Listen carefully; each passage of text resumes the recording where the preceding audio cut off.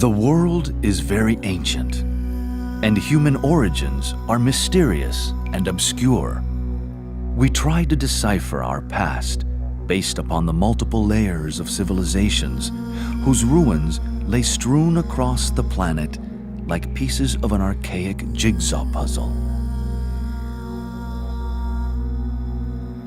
Some of these old civilizations are still buried beneath the deserts, mountains, and oceans, awaiting a time when they will yield their secrets through human discovery or natural cataclysms that will strip away and reveal their hidden locations.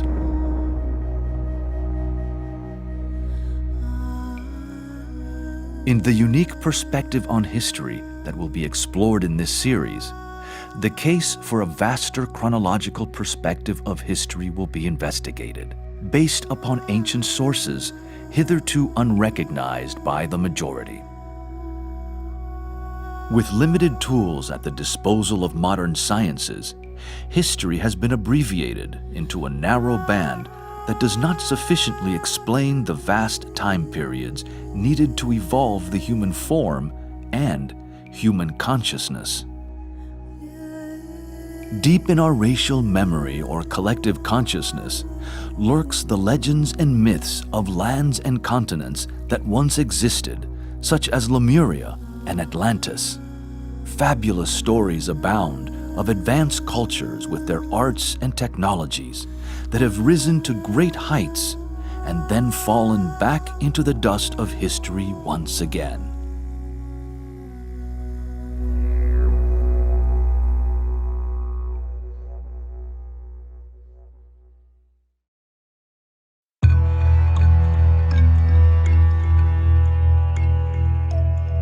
Understanding these rhythms and cycles of time help us to understand that our modern civilizations are not the first to have emerged, nor are they necessarily more advanced than previous ones that have come and gone. This new approach to history challenges the way we think about the past based upon our cultural, religious, and educational conditioning. These structures have helped humanity thus far understand the world, but which in today's rapid acceleration of planetary consciousness are very limited and starting to break down. They are overdue for transformation into a broader, more inclusive vision. The possibility of discovering and understanding the origin of the human soul and its divine pedigree is imminent in our time. We stand before a doorway leading to planetary illumination upon the greatest mysteries of life, the hidden history of humanity.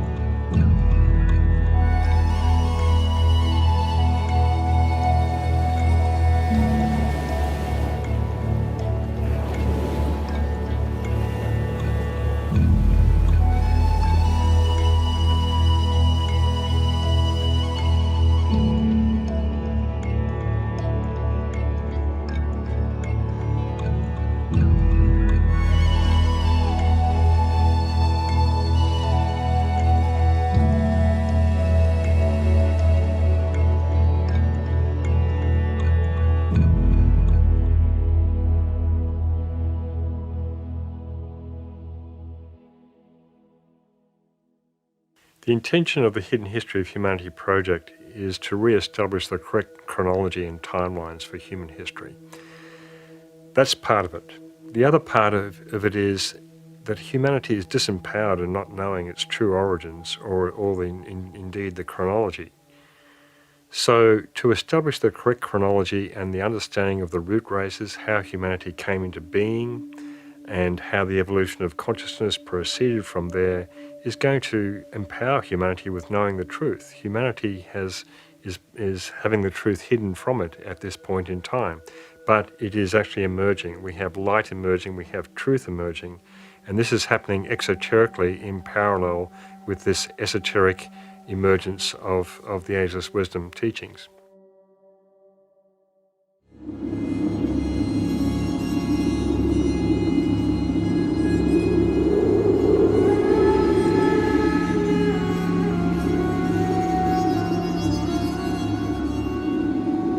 Part of the intention of the Hidden History of Humanity series is to present a chronological sequence of history that demonstrates the evolution of consciousness by humanity, the mystery of when the human soul came into existence and its purpose.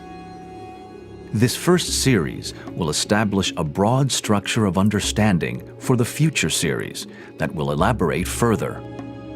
Evolution will be traced from before the human race appeared through the stages of the Lemurian, Atlantean, and current root races. It will finish with contemporary humanity that is now transitioning into the sixth root race. It will discuss the evolution that will unfold in the future, always in the context of what has transpired. It has been said that unless we understand our history, then we are condemned to repeat the mistakes of the past. On the scientific side, several key areas will be explored in this history of the root races, such as geology, geography, astronomy, archaeology, and anthropology. From the religious angle, some of the most ancient works will be referenced: the Hindu, Jewish, Persian, Islamic, Buddhist, Gnostic, Celtic, and Christian traditions.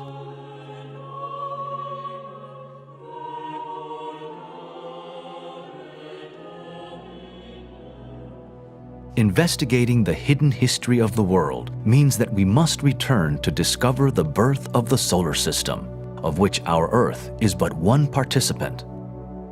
Stupendous questions will be explored as to how this solar system came into existence, with its subsequent planetary schemes, chains, rounds, and globes.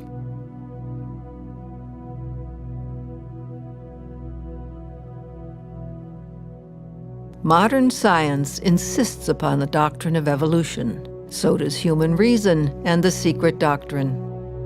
The idea is corroborated in ancient legends and myths, and even by the Bible when it is interpreted esoterically. We see a bud slowly developing from a seed and a flower from the bud.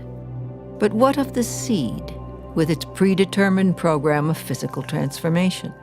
What about the invisible, therefore spiritual forces which gradually develop its form, color, and perfume?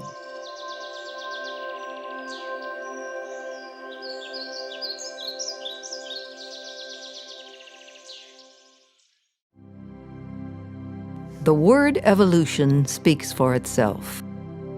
The origin of the present human race pre-existed in its parent race as a seed, in which lies hidden the flower of the next race.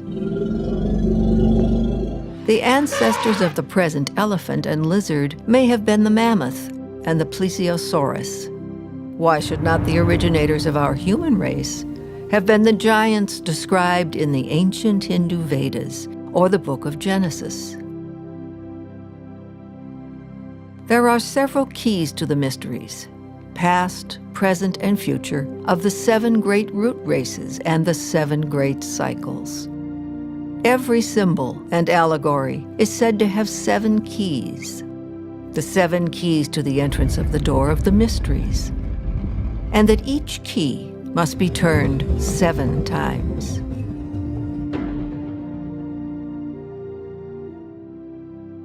Well, the ageless wisdom has been called the perennial philosophy as well. It's ageless because it's timeless.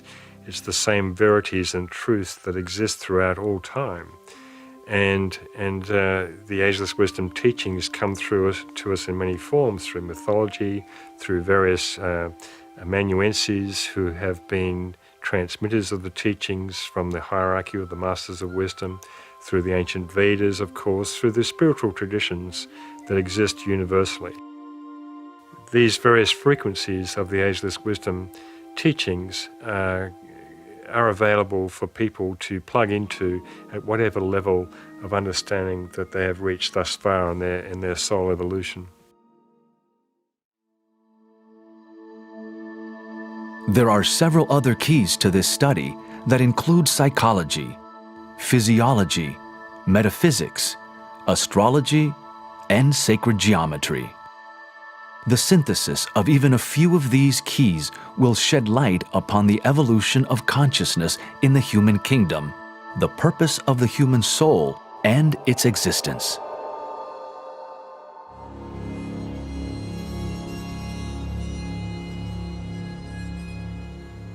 For many, to be told that the age of thinking humanity is around 18.6 million years may invite some disbelief or even derision and ridicule. Such is the state of Maya, or illusion, in which we all live, conditioned by thousands of years of wrong thinking, religious propaganda, ignorance, and lack of spiritual education.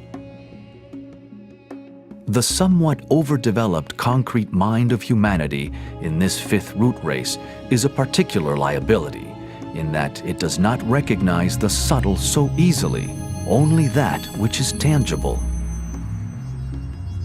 History, with its many evidences of past civilizations, is in a tangled and confused state. Humanity's approach to our past has imposed upon itself the limitations of dogmatic science and theology, ignoring the ancient traditions that hold the keys to many of these riddles. We live in a time of the approaching astronomical cycle of Aquarius, where the ancient mysteries will be reinstated after thousands of years of being hidden from the eyes and ears of the profane. Humanity stands at the doorway of initiation into the mysteries of history and higher consciousness.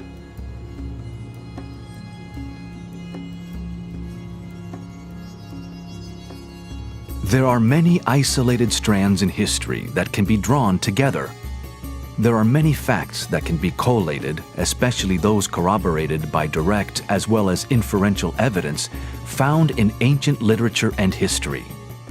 This is one of the fundamental purposes of the Hidden History of Humanity Project's books and video series. Much of this ancient literature is contained within the Hindu Puranas, the Upanishads, the Rig Veda, the Mahabharata, and the Ramayana. This is logical, for the Hindu tradition is the oldest of our current races. In the Puranas, the meaning and chronological order is very clear. We can count generations of the Manus and their series of incarnations as heroes in the old stories. The Manu sets the tone and type of any given race in terms of its evolutionary goal. The ancient book of Manu gives a complete narrative of creation with a chronology of the divine ages of the heroes through to the appearance of man on earth.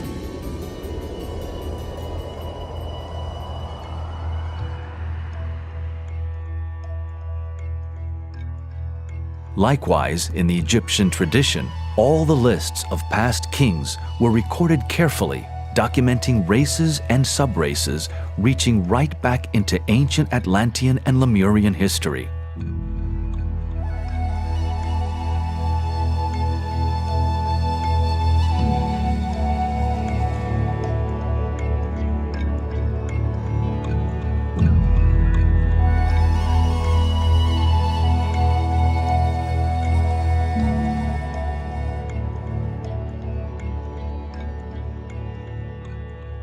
The most recent references to our current fifth root race also come to us from the Old Testament, where the history of all the human races is contained in the first 6 chapters of Genesis. Much of this will also be explored in this series. Genesis, from chapter 4, verse 16, through to the end of the 5th chapter, gives purely historical facts taken word for word from the secret book of Numbers in the Great Oriental Kabbalah. The patriarchs of the Old Testament, such as Adam, Cain, and Seth, are the same as the Hindu Manus who set the tone, impulse, and purpose for each evolution in the root races, sub-races, and branch races.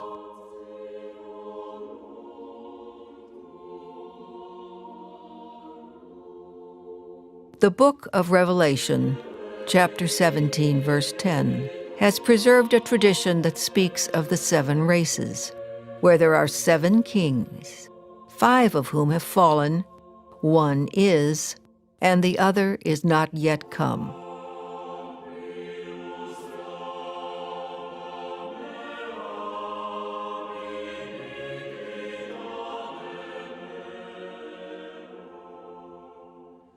This passage refers to the 5 root races that have elapsed, including our 5th root race that is almost finished.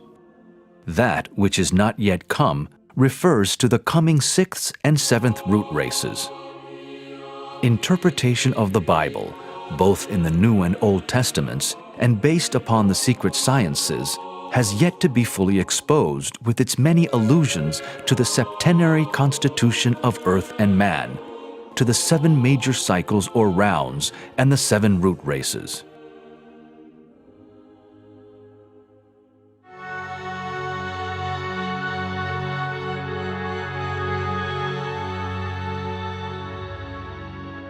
The ancient Greek tradition was also a repository of the ageless wisdom, encoded throughout its wonderful and deeply evocative mythology. The Greek allegories give to Atlas 7 daughters, representing the 7 subraces of Atlantis. These daughters are the mothers of famous heroes, the founders of many nations and cities. Astronomically, Atlas's daughters are the 7 Pleiades. The 2 are connected with nations whose destinies are shaped by the past events of their early lives according to universal karmic law. In the Greek tradition, the root races are divided into the Golden, Silver, Bronze, and Iron Ages, and have an identical correspondence to the Hindu Yuga cycles, such as the Kali and Satya Yugas. The 3 one-eyed giants of Greek mythology are a reference to the last subraces of the Lemurian root race. Hence, we can see the sources of the ageless wisdom or perennial philosophy that lay hid in universal mythology and religion. The same or similar stories are told in all cultures, indicating the consistency and veracity of these ancient stories within the collective consciousness of humanity. Mythology is one of the great keys to studying the mysteries, because the mysteries are encoded in mythology, in Greek mythology, in Scandinavian mythology, in mythology of all traditions. Like music, mythology is one of the great universal languages that we can understand and which anyone can tap into quite easily for understanding the archetypes of the gods that are described in the various stories. In mythology, we have the stories of all the planets and their relationship to one another, personified by the planetary gods. We have Zeus, Jupiter, and Mars, and Venus, and Mercury. They all have these various stories which describe their interrelationship with one another. The ancient wisdom teachings are encoded in all mythologies, East and West.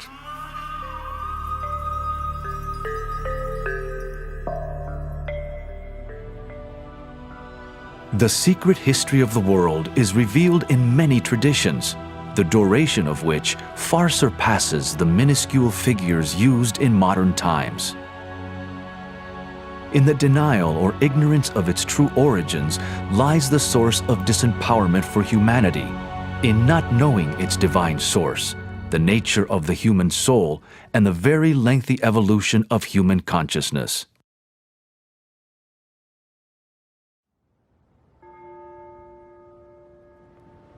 Who today really reflects about our true history and ancient past, preoccupied as we are in a busy world trying to survive?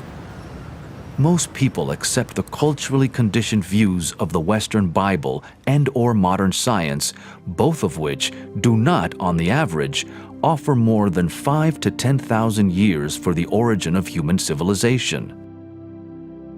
However, this is changing in some fields of science, going back into hundreds of thousands or millions of years in some cases. In our current fifth root race, resonant with 5, the number of mind, there has been achieved a perfection, refinement, and quintessential expression of the concrete mind. Although this has brought many benefits in science and technology, its shadow expression via the critical mind tends to be separative at the expense of the love principle.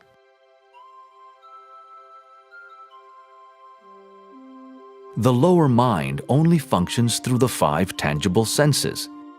In the coming Aquarian cycle, the secret sciences will blend more fully with mainstream science. The 6th sense, or intuition, is in its early stage of development in this imminent 6th root race, hence perception of the more subtle aspects of human evolution, such as the aura, chakras, and the invisible forces behind nature, is still limited, unrecognized, and unrealized by the majority. With regard to our history, there are many crystallized belief systems that influence current world thinking. They are compounded by an unquestioning and undiscriminating acceptance under the authority of modern science or religion. Likewise, history tends to stay in a straitjacket of conformist, consensus thinking that excludes any other viewpoints. This is changing, however, almost imperceptibly, as inquirers from many disciplines are questioning existing viewpoints of the status quo. They are uncovering more and more evidence that will continually transform current thinking. This Hidden History of Humanity project series is part of this incoming wave, expanding our worldview, pushing us ever forward in our evolution.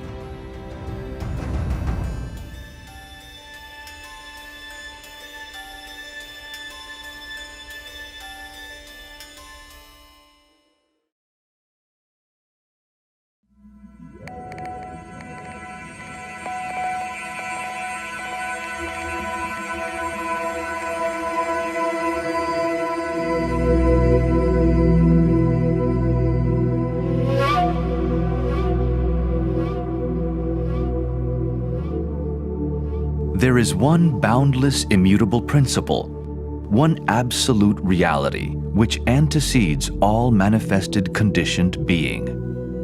It is beyond the range and reach of any human thought or expression. The manifested universe is contained within this absolute reality and is a conditioned symbol of it.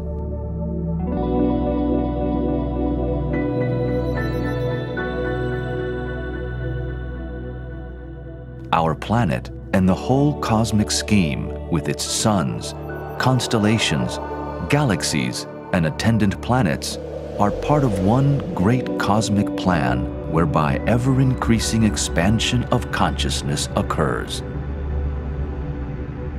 The Buddha said, "Veil after veil will fall, but veil after veil remains."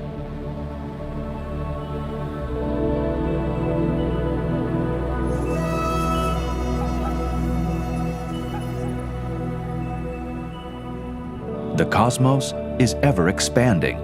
Speculation on the intelligences and hierarchical orders of worlds is evident in many traditions. One can only ponder on the rich diversity of life within this living cosmos. All of these factors inform us that we cannot possibly be the only form of creative intelligence in this vast panorama of worlds. And humanity is coming to this gradual realization and imminent revelation in fact.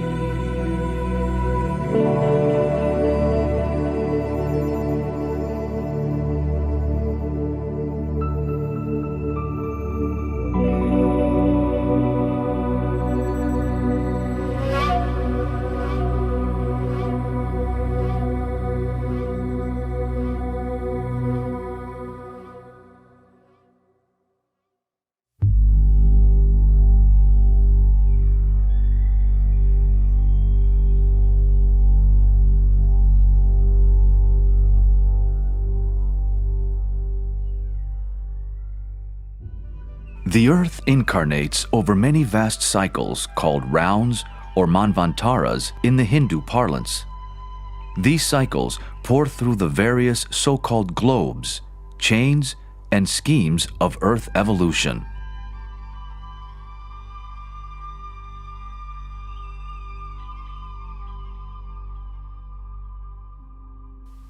The rounds are enormous periods of time, and there are 7 rounds that correspond to each planetary incarnation or globe of the so-called planetary logos. And we are currently in the 4th round of 7 rounds at the moment. And this has brought about an elapsed time of around about 1.93 billion years. We are halfway through this globe period. And these rounds are broken up into 2 other lesser cycles of 317 million years each, and these are called manvantaras. Manvantara, though, can be a generic name applied to any cycle. It literally means between 2 manus, and the manu is the being who sets the archetype for any particular race. So these 7 rounds are opportunities for the incarnating monads of the planet to gain experience by incarnating upon these streams of energy, which we call rounds, and subsequently find their incarnation into the various root races, sub-races, and branch races. In this diagram of the Earth scheme are 7 large circles called chains. Within each of these large circles are 7 smaller circles called globes. The planets are called schemes because behind the visible outer planet are a series of worlds in more subtle matter called globes and chains. A planetary scheme holds within it the microcosm of the entire solar system. Our planetary logos, which is the ensouling entity of our physical Earth, undergoes many incarnations, which are called globe periods. There are 7 globes that are contained in a chain of globes. These 7 chains in a scheme make a total of 7 times 7 equal 49 globes. They represent past and future incarnations of the life we call a planetary logos, or God, upon our planet. Note that the current incarnation of the Earth is chain number 4, the central chain of the 7 chains.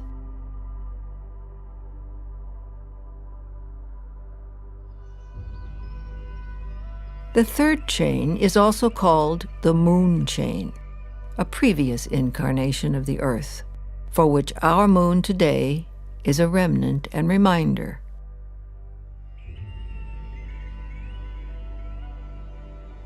So the rounds and globes and chains refer to the greater picture of evolution. So if we're considering the whole solar system as an incarnation of the great life that emanates from Sirius, then we can get into a little bit more detail within the solar system.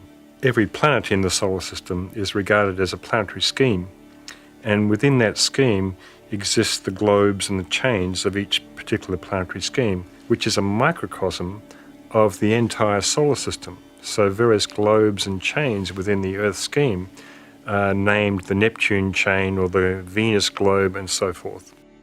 And of course, all these planetary schemes within the solar system are connected to one another.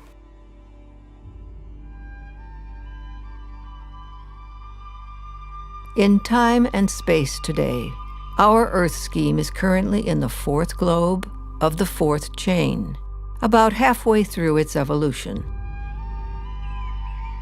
It is now in the 25th globe, or incarnation of a total of 49 globes in the Earth scheme. A globe period lasts for 4.32 billion years.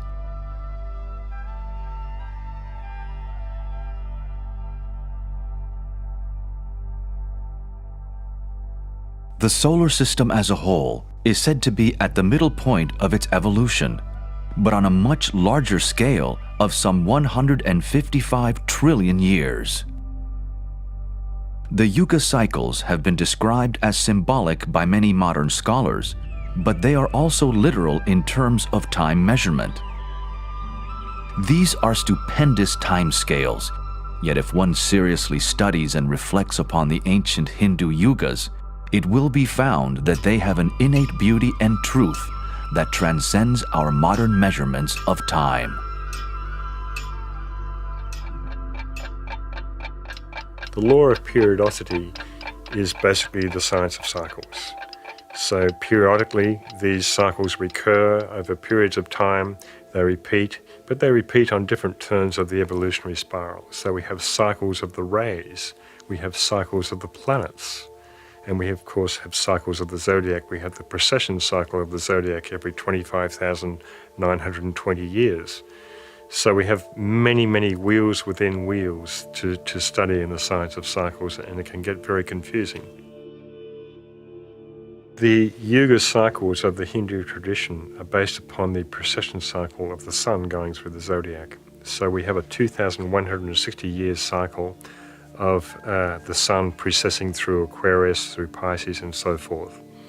And if we multiply the 2,160 years cycle by 2, we get 4,320, which Blavatsky tells us is a magical cipher that we can use to calculate some of these cycles called the Yugas.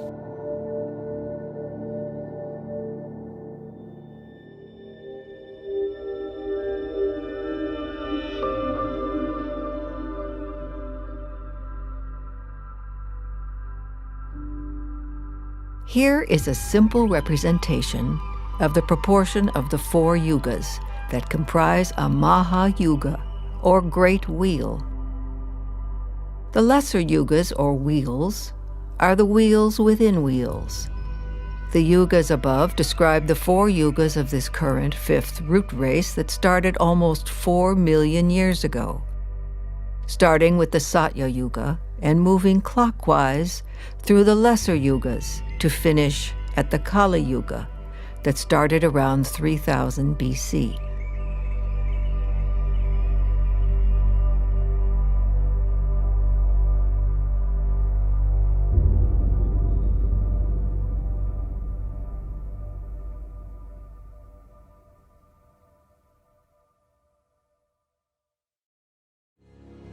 Humanity has required eons for physical and mental development to evolve into its relatively sophisticated modern state.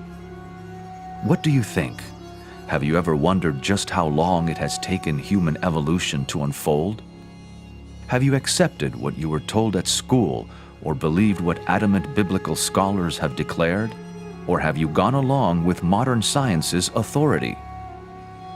How can we consider a longer time frame for history which ultimately conceals the greatest puzzles of existence and the mystery of the human soul?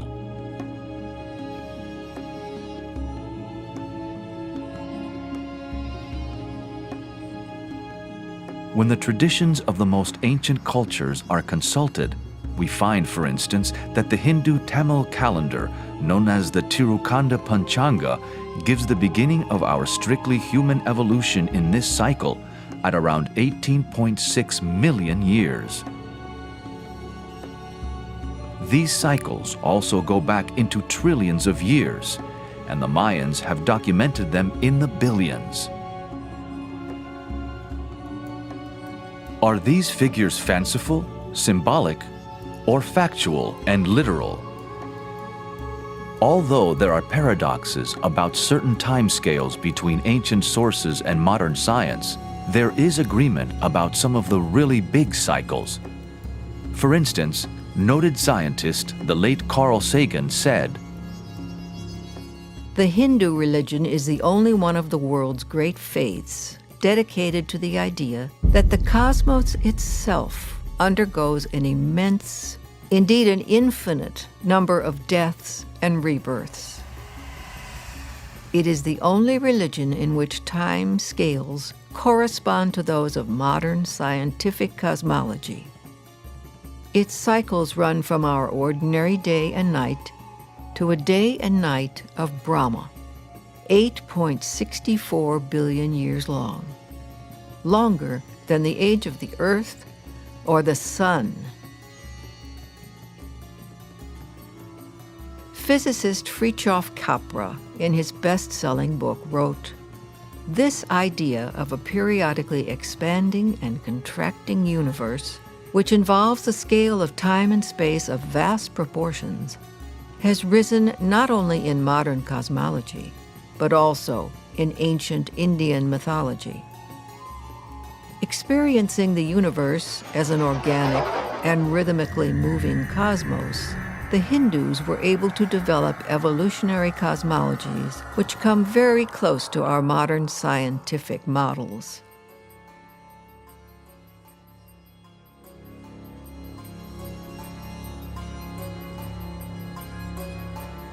Revitalizing the truths of this existing paradigm of the science of cycles is another purpose of the Hidden History of Humanity project. It is an inherent part of the ancient wisdom of several cultures, part of our racial memory that we can all intuitively tap into, recognize, and understand.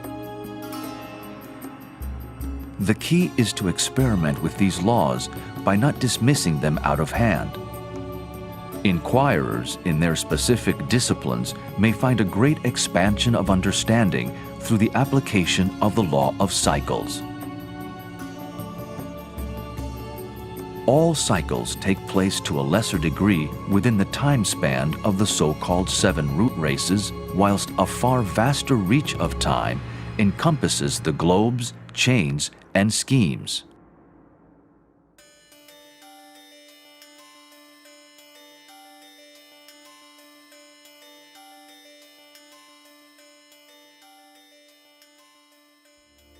Humanity is somewhat disempowered in not understanding its past, which is the origin and purpose of the human soul.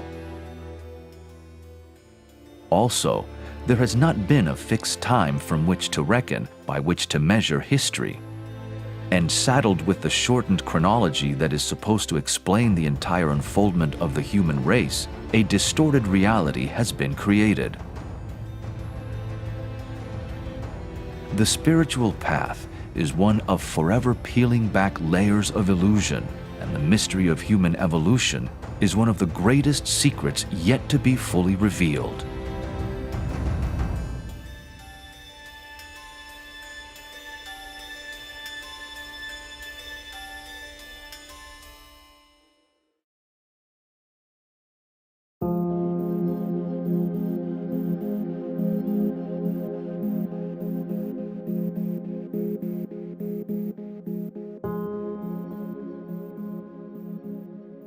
As noted earlier, modern science and the secret sciences roughly concur on some of the big cosmic cycles.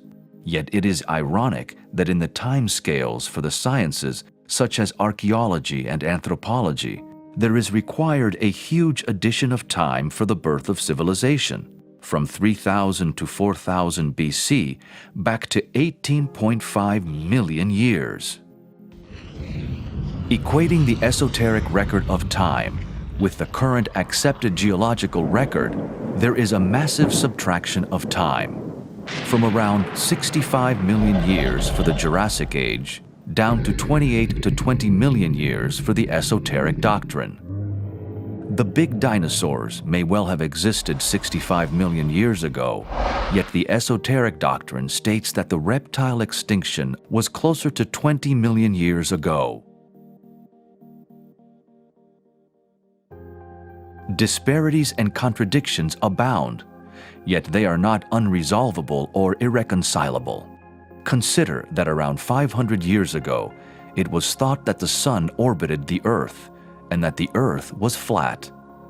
Now, that illusion has been stripped away and transcended thanks to the astronomer Copernicus. Yet despite all the amazing scientific advances since then, accompanied by expansions of human consciousness with regard to Earth's true history, in some ways we still live in relatively medieval times. Now, humanity's next phase of penetrating the veil of Maya is to understand just exactly how old it is.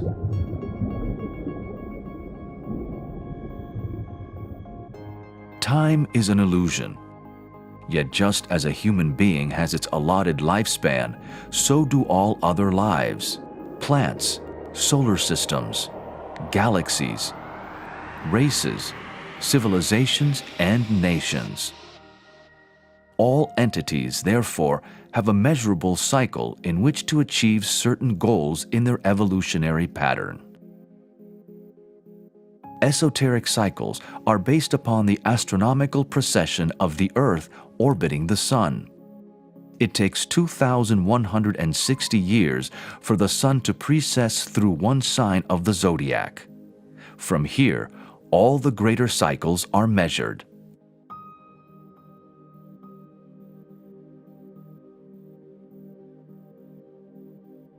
In this simple table, the chronology of science is on the right-hand side, whilst the chronology of the secret sciences is on the left. The figures are in millions of years. Even though there are large disparities between the figures, when more understanding of the process of dating the Earth is acquired, these figures will concur with one another. In this table, we can see that the astronomical precession cycle of 2,160 years is the basis for all the greater cycles, of how 12 of these cycles create a great year of 25,920 years, of how multiples of the 4,320 cycle create the figures of the Hindu Yugas.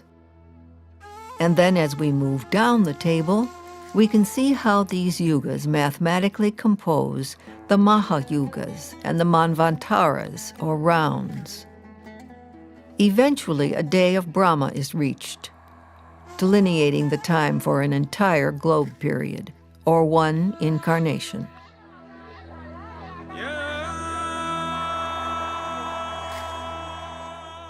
In each globe incarnation of Earth, there are 7 major cycles of evolution, also called rounds. The rounds are composed of 2 cycles each, called Manvantaras, that total 14 in all. The rounds are cycles wherein the life wave of human spirits incarnate through a planetary scheme and its chains and globes. This human life wave experiences life in all kingdoms, starting with the mineral, vegetable, animal, human, and finally the kingdom of souls.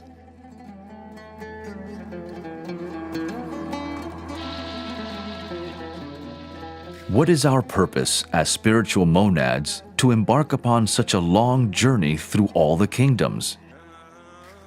Part of the answer to this mystery is to evolve and grow, and to bring evolution upon Earth to perfection, eventually to the status of a so-called sacred planet.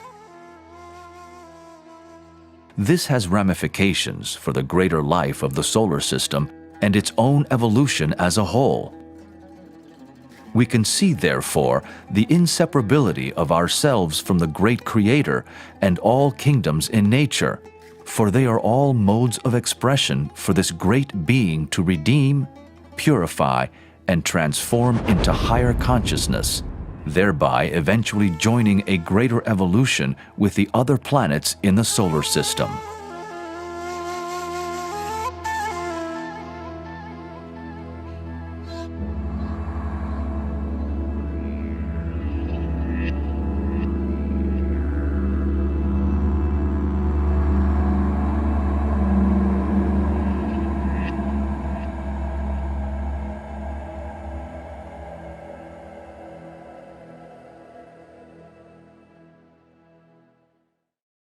Now, the rounds are the cycles of time of the various groupings of monads that cycle through the globe and chain of a particular scheme.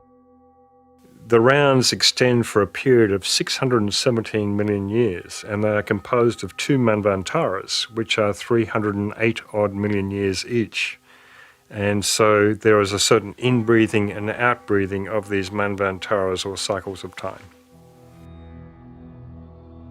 In each of the great cycles we call rounds, there are 7 root races. Combined with the 7 rounds, this makes a total of 7 times 7, or 49 root races in a globe period. As above, so below.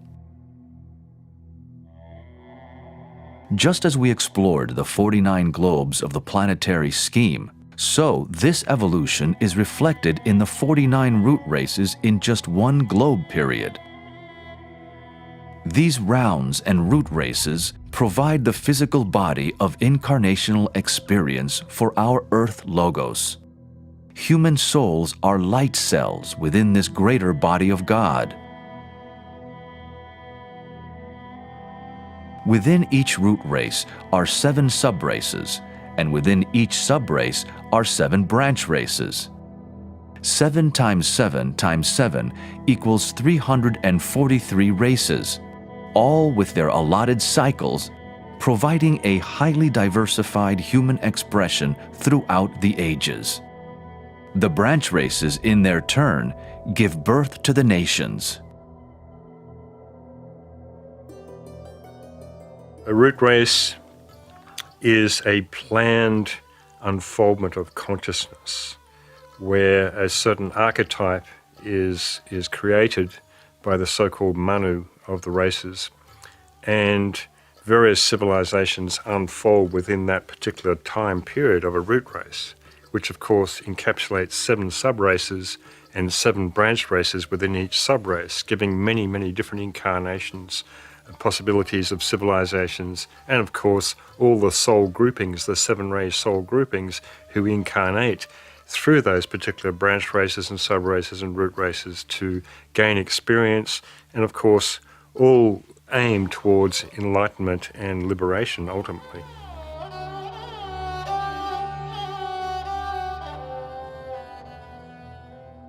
Hence the nations that come and go are the leaves upon this tree of life.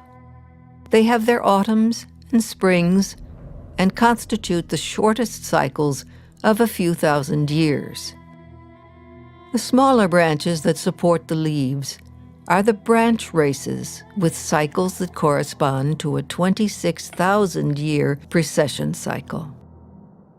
The larger branches embody the much larger cycles of the subraces. The trunk of the tree represents the largest cycle embodied by a root race. All the races and subraces that evolve are seeds for the next level of evolution. All races and subraces have a long overlap. So whilst one race is unfolding, it will give birth to another distinct race that will unfold on a partially parallel timeline. Although this is a 2-dimensional diagram, we can think of time and evolution as spiralic.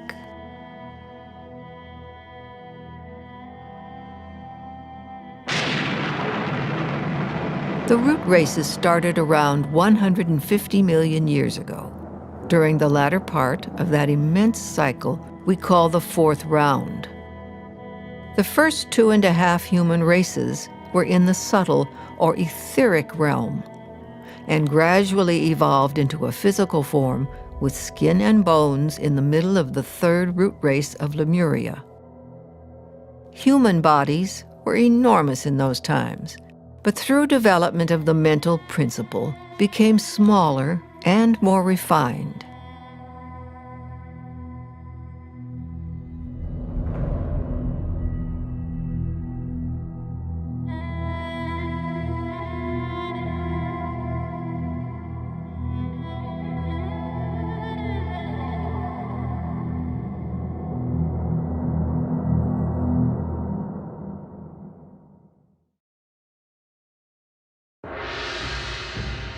Halfway through the 3rd or Lemurian root race, in the precise evolutionary cycle, a magnificent preordained spiritual event occurred on Earth.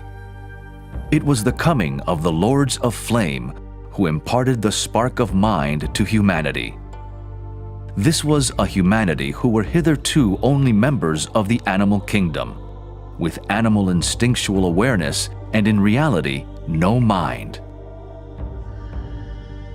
This period is known as individualization, and it is where Earth's greatest mysteries lay hidden.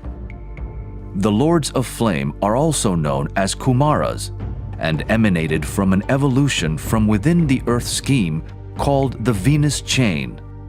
It was an evolution associated with Venus, but not from the planet Venus per se.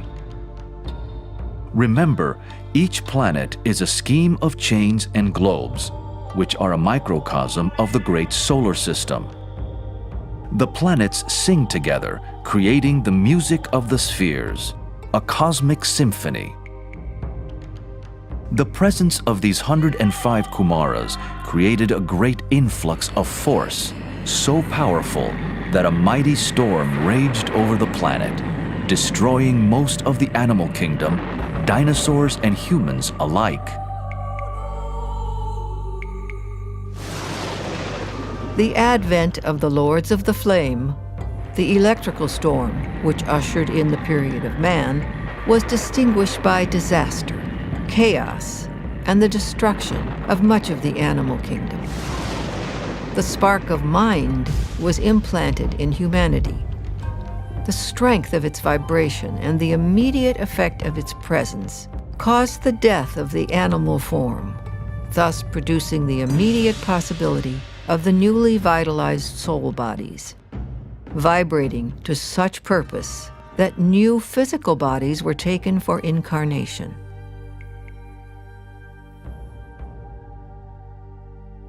This individualization period occurred in the third branch race of the third subrace of the third root race, Lemuria, expressed as 333. The number 3 relates to the Universal Mother who births all forms. The individualization process started 21.6 million years ago, the chronology of the secret sciences that pinpoints the death of the dinosaurs. After a few million years, the individualization process for various groupings of humans culminated 18.6 million years ago, with the final registering of this spark of mind. Consciousness was not instantaneously received, like turning on a light switch. Groups of souls needed special attention by the guides of the race in this 3 million year period to fan their spark into a flame.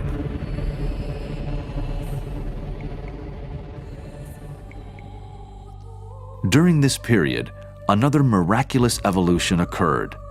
The future humans, who were hitherto members of the animal kingdom with only instinctual consciousness, were hermaphrodite also. In other words, they reproduced themselves without the aid of any mate. Thus, hermaphrodite humanity gradually transformed into a two-sexed species over this 3 million year period. By the time the process was completed, it corresponded to the completion of the individualization period 18.6 million years ago in the 5th subrace of Lemuria.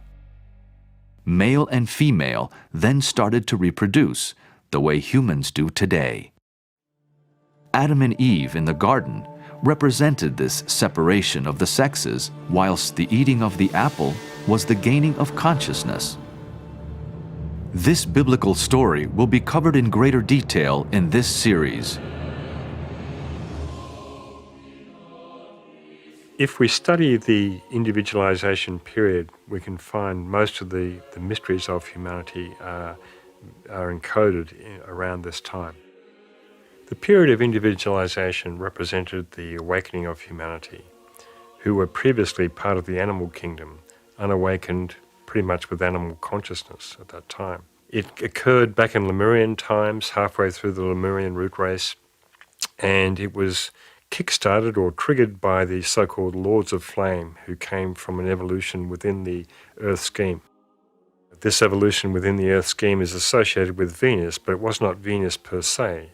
The presence of these beings, these Kumaras or Lords of Flame, created an electrical field around the planet that ended up destroying most of the animal kingdom at that time. And this was probably the true period of the death of the dinosaurs. It was the death of the human forms at that time who were part of the animal kingdom, but they reincarnated after this period with causal bodies or souls. The spark of mind was born. This occurred around about 21.5 million years ago, but it took about 3 million years to fan the spark of mind into a greater flame, so to speak. And over this 3 million year period, humanity became individualized in various ray groupings around the planet. So animal man at the time went from instinctual consciousness to individual self-consciousness. They became self-aware. And this particular period is delineated in Genesis, in the Bible, where Adam and Eve knew each other. This was the time of individualization, sort of more or less mythologically expressed.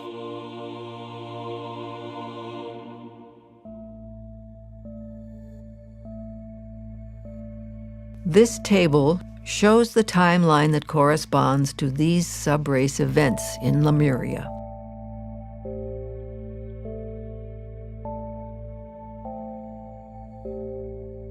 Gradually, all the Lords of Flame, their work completed, returned to the Venusian evolution within the Earth scheme.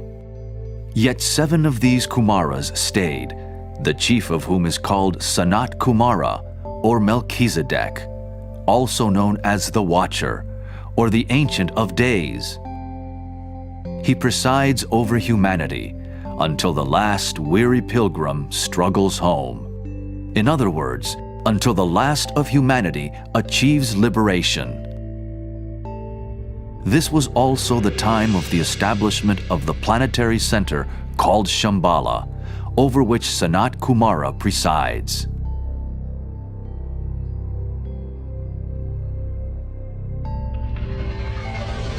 The following table shows that Shambhala's establishment coincided with human individualization. The being whose body is our planet utilizes the human races for expression. Here again, we see our inseparability from deity, and that our evolution contributes to the greater evolution, and vice versa. In the table, we can see these chronological correspondences with the subraces and root races.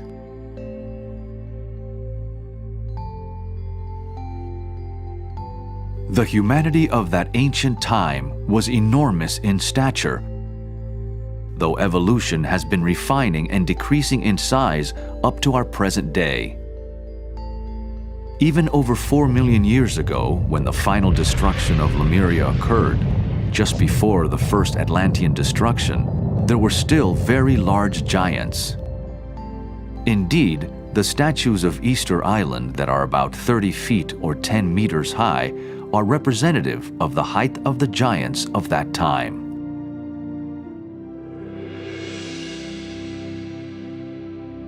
Of all the mammalians, man is the only one whom science does not allow to have dwarfed down like all other animal frames. A decrease in size is allowed from the dinosaurs to the present-day reptiles, but not for man. This is partly due to the so-called lack of evidence of physical skeletons, because of factors such as the action of sand on the ocean floor upon bones, or that cremation was universal up to 100,000 years ago. This will also be explored in depth later in this series.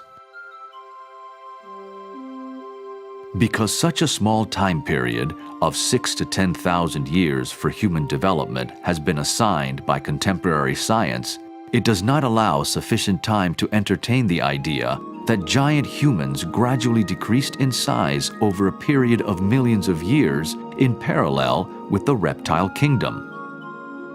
In other words, in Lemurian times, humans were about the height of dinosaurs. Over the past 20 million years, reptiles and humans have decreased to the size they are today.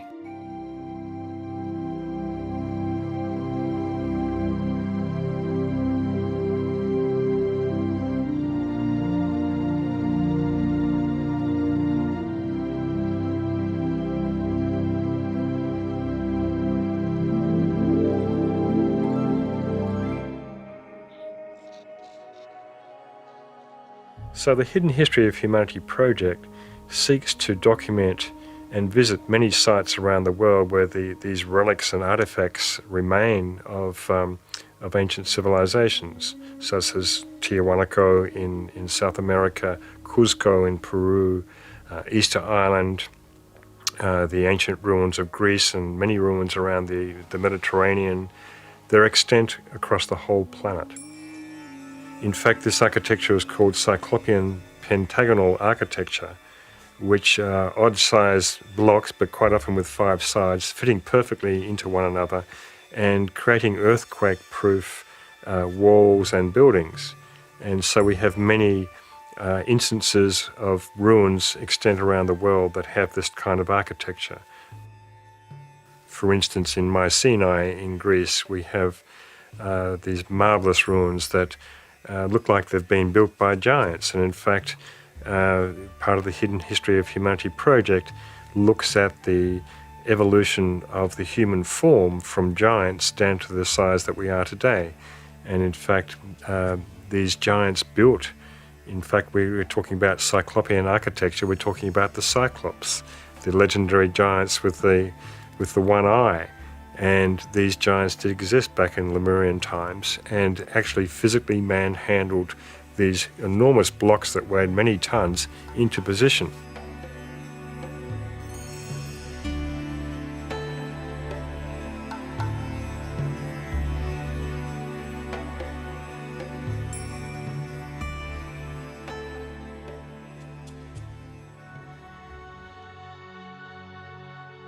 The Titans of old and the Cyclops, legendary three-eyed mortals, belong to the 4th Atlantean root race.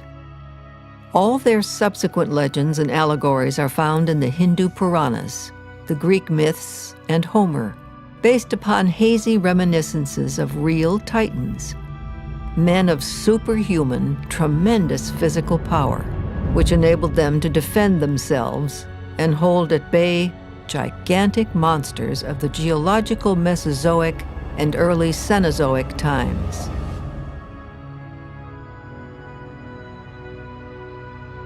In the mythology of the ancient Cyclops, the 3 giants with one eye are said to represent the last 3 subraces of that newly conscious Lemurian race. At the peak of physical development in Atlantis, they have been described as towering giants of godly strength and beauty, and the depositaries of all the mysteries of heaven and earth. The giants of both Lemuria and Atlantis were able to build large structures and lift enormously heavy slabs of stone, but also had at their disposal technologies that allowed stones weighing many tons to be lifted effortlessly. An imperishable record about the gradual evolution of the races has been left for us in the Bamiyan statues of Afghanistan. They were created during the Atlantean flood, when initiate adepts of Atlantis were taking refuge in the Central Asian mountains.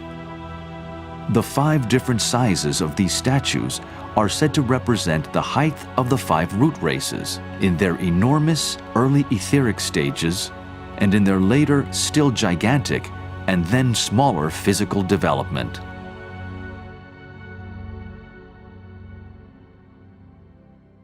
The civilizations in Lemuria and Atlantis also had access to technologies based upon sound that was able to create a vacuum and lift these blocks effortlessly, these blocks that weigh many tons, or to transport them from many miles away to their particular sites, such as Stonehenge is a good example of this.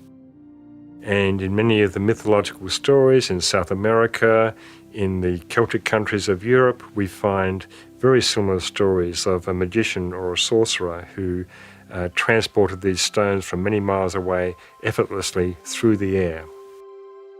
The transport of these stones may seem like a magical process to us, but to those who had the knowledge, it was simply about rendering the atoms within these stones weightless. And this is the science of magic.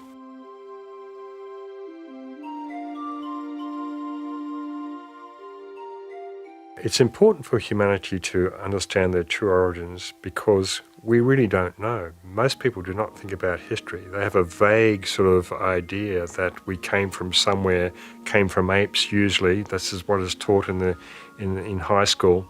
And we evolved from apes somehow into human beings. Well, the secret doctrine states the opposite, that in fact apes were a byproduct of human evolution that went wrong at one stage back in Lemurian times. It was not part of the plan of planned evolution.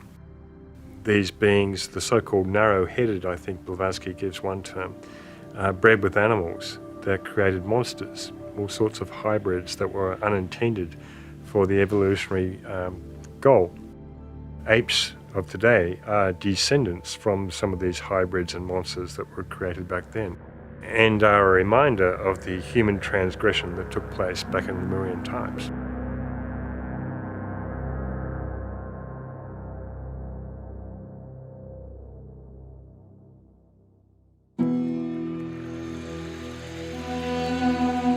According to occult doctrine, humans bred with animals in Lemuria, creating an unnatural and unplanned linking. The hybrid monsters created were the ancestors of our modern apes. At individualization, certain groups of souls refused to incarnate because they regarded the bodies at their disposal as too coarse. They were ultimately responsible for the groups of humans that caused this evolutionary anomaly, the so-called sin of the mindless. The modern-day orangutan is a peculiarly human reminder of that ancient transgression, and today these apes are getting much publicity because their habitats are being destroyed in Indonesia through rainforest logging. When the unplanned inbreeding occurred with animals, the celestial guides immediately struck some groups with sterility in order to halt that which was not in the program of the divine plan.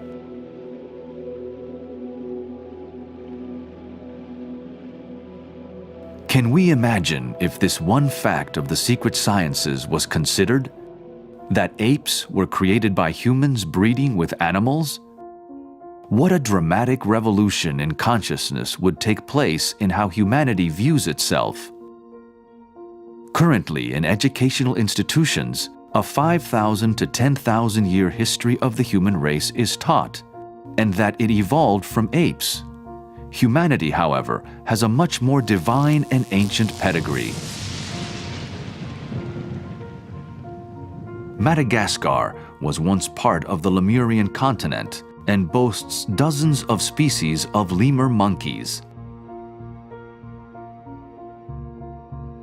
Lemuria was originally part of a long prolongation of land, but the main continent extended from Madagascar in the west, encompassing India, Australia, and Indonesia, right across the Pacific Ocean, taking in Easter Island, Hawaii, and parts of the Americas. Australia is the largest surviving remnant of this once vast supercontinent. The fledgling humanity during early Lemuria was under the guidance of divine beings said to emanate from celestial spheres far higher than our own, giving instruction in building, agriculture, fishing, and language.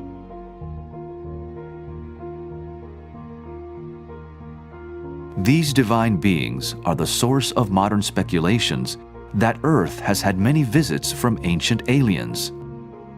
These same speculations tend to attribute everything to them, which is not necessarily the case.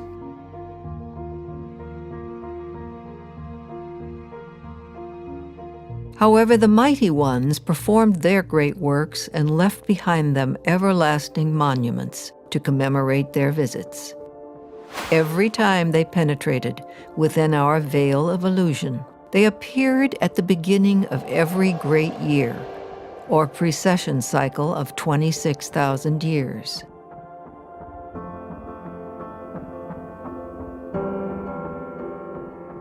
In ancient Chaldea, these beings were called the Kabiri, or Kabarim, meaning the measure of the heavens.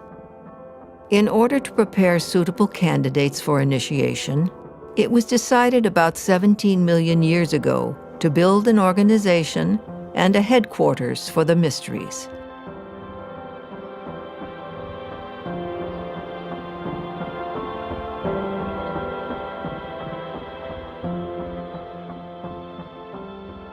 Today determines the astronomical conclusion of one precession cycle and the beginning of another. Can we again soon expect visits from the mighty ones, or are they already here? The many daily occurrences of UFO sightings may well indicate them making observations of how humanity is responding to its opportunities.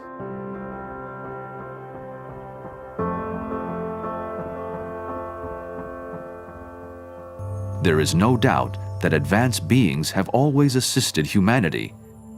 From the first Kumaras of ancient Lemurian times, who taught building and agriculture, to the Kabiri, who have visited every 26,000 years to seed another impulse for the next cycle. Yet Earth evolution has seen the perfection of many of its own who have chosen to remain behind and guide humanity. The masters of the wisdom and the adepts of Shambhala have possession of the secret knowledge that lays behind the ancient lost technologies such as pyramid building, lasers, and anti-gravity flying craft.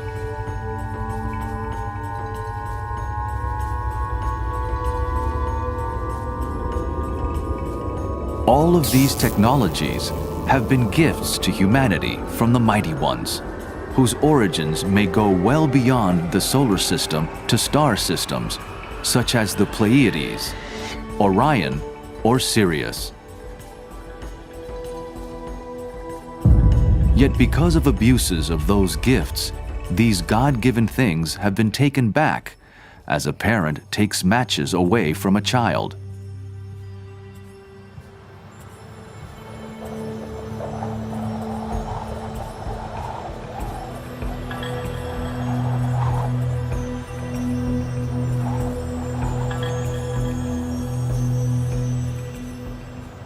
The ancient wisdom has had a veil thrown over it, yet in the past century, that very same veil is starting to reveal what has been hidden for so long. The revitalization of the ancient mystery teachings is extremely important at this time because it parallels the externalization of the hierarchy who have been behind the scenes watching over human evolution for the last 3 or 4 million years, and who of course are about to re-externalize again. So when the hierarchy re-externalize back amongst humanity, who will be walking amongst humanity, this has not happened for a long time. It will also be a catalyst for the reinstitution of the mystery schools, and where candidates for initiation can go to these mystery schools and learn the ageless wisdom, participate in group meditation, and prepare themselves as candidates for initiation.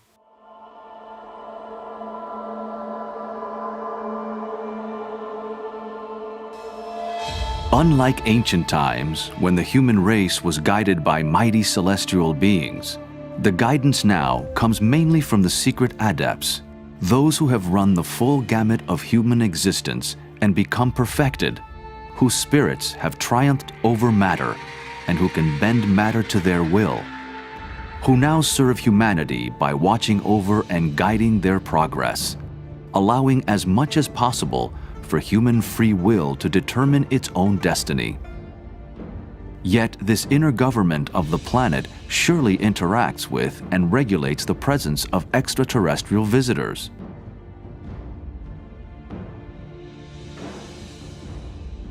In our current fifth root race, there is an accent upon the perfection of the lower mind, somewhat to the exclusion of the more subtle senses of the intuition and the inner wisdom.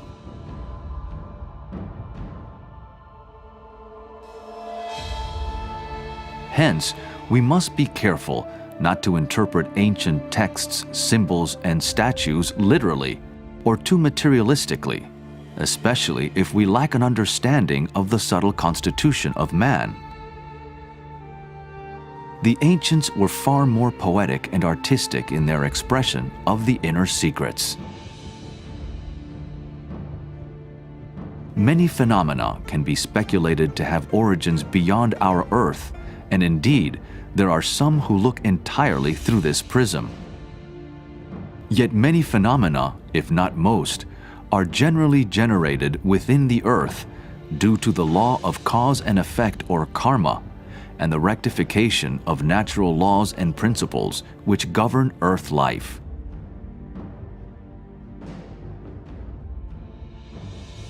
In the days of Lemuria and Atlantis, humanity had not developed these marvelous technologies with their own minds.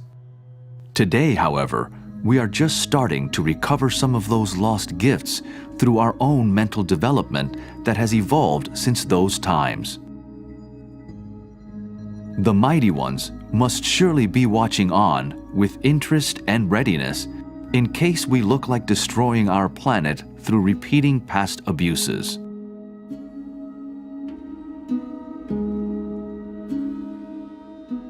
So the reason for this series of documentaries is to really illustrate how the true history of humanity has unfolded and how humanity can be empowered by knowing its true origins and knowing where it stands today in time and space.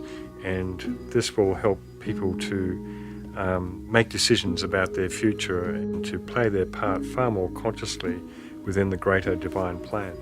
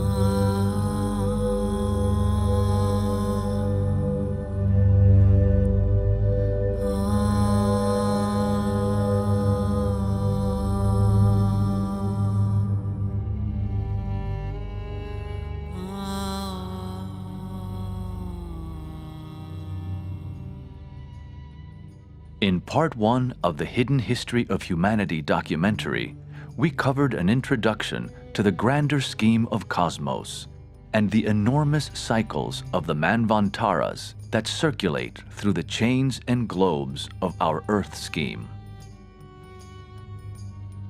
This involved the consideration of the Hindu Yugas and astronomical precession cycles, plus the cyclical nature of time, all inextricably linked with the unfoldment of the root races, sub-races, and nations, in short, the history of civilization. We examined the idea of human individualization in ancient Lemuria and the implantation of the spark of mind that started the evolution of consciousness throughout the root races. This period of planetary history encompasses the profound mystery of the origin of the human soul.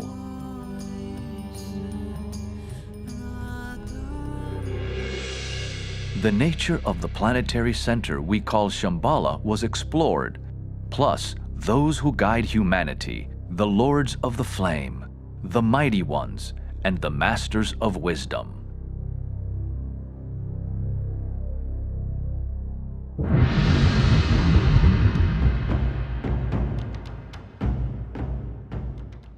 In Part 2 of the Hidden History of Humanity documentary, we will review the original Shambhala as the Temple of Ibez, located in South America.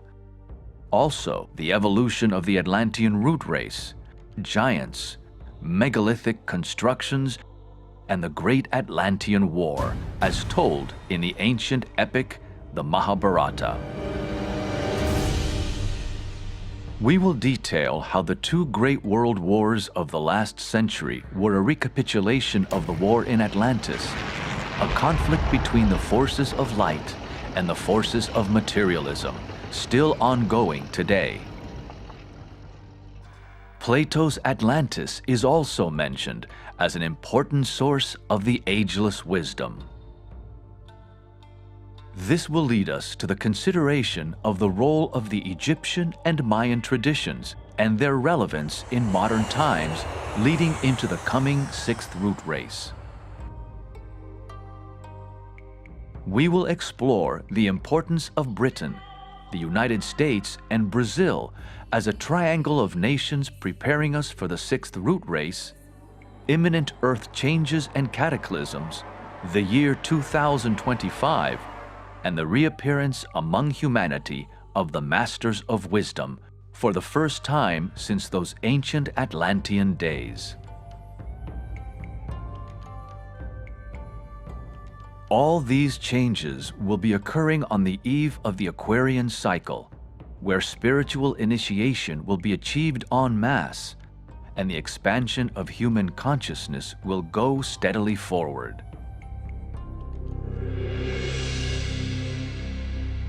This period of awakening is upon a higher turn of the evolutionary spiral to humanity's individualization, which occurred in ancient Lemuria when the planetary center known as Shambhala was established.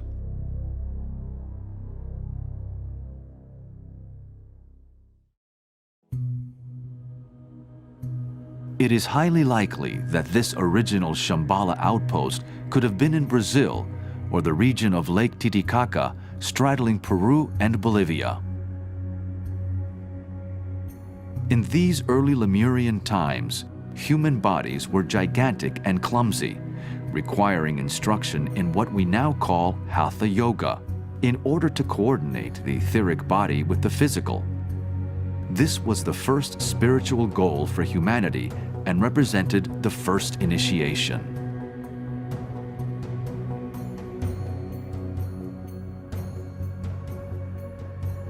In order to prepare suitable candidates for initiation, it was decided about 17 million years ago to build an organization and a headquarters for the mysteries, and to have a band of adepts and celestial guides who would function in physical bodies to meet the need of the rapidly awakening humanity. These beings incarnated as kings and priests of nations, the instructors of humanity.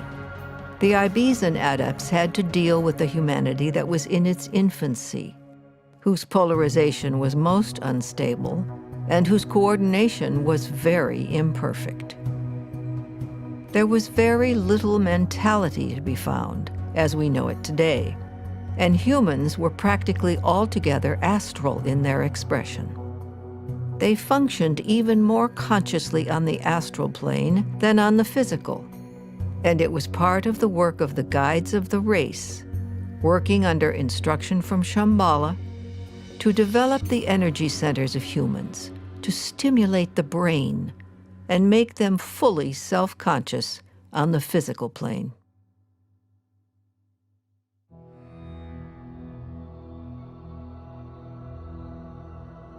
The infant humanity of Lemurian and early Atlantean days had to be taught who they were by means of symbols and methods, which to us would be crude, impossible, and of a nature which the race should have transcended many millions of years ago. It was necessary in those days to employ methods more definitely physical than are permissible today. These methods of physical stimulation were employed, and the laws of energy, as they work through the various chakras, were taught until the time came when another big change was made and the door of initiation was opened. Their objective was to bring about a realization of the kingdom of God within. It was felt at the time that man was then self-centered enough and individualized enough to permit of a drastic change in method and practice. All this took a vast period of time. So humanity were imbued with the spark of mind, but it wasn't the type of consciousness, mental consciousness that we have today. It was very, very slow and different. They had huge bodies at that time as well.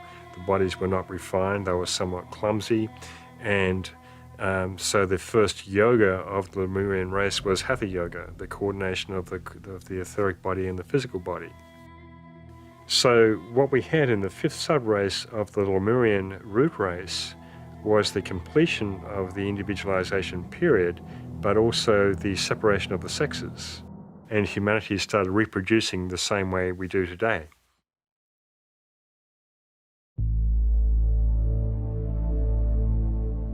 Almost immediately after individualization in Lemuria's fifth subrace, the Atlantean fourth root race came into existence and developed in parallel with the Lemurians for millions of years.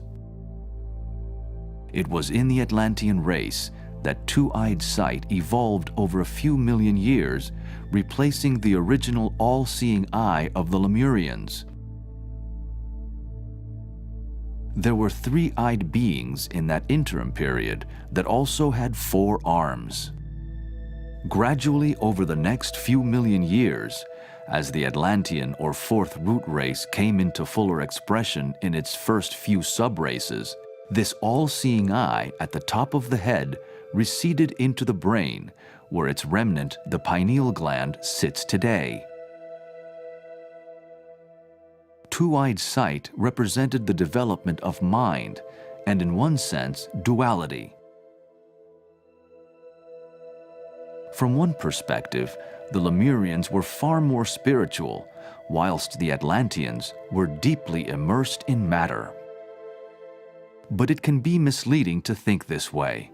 The ancient story of the fall is simply the fall into matter by human souls and not necessarily a fall from spiritual grace.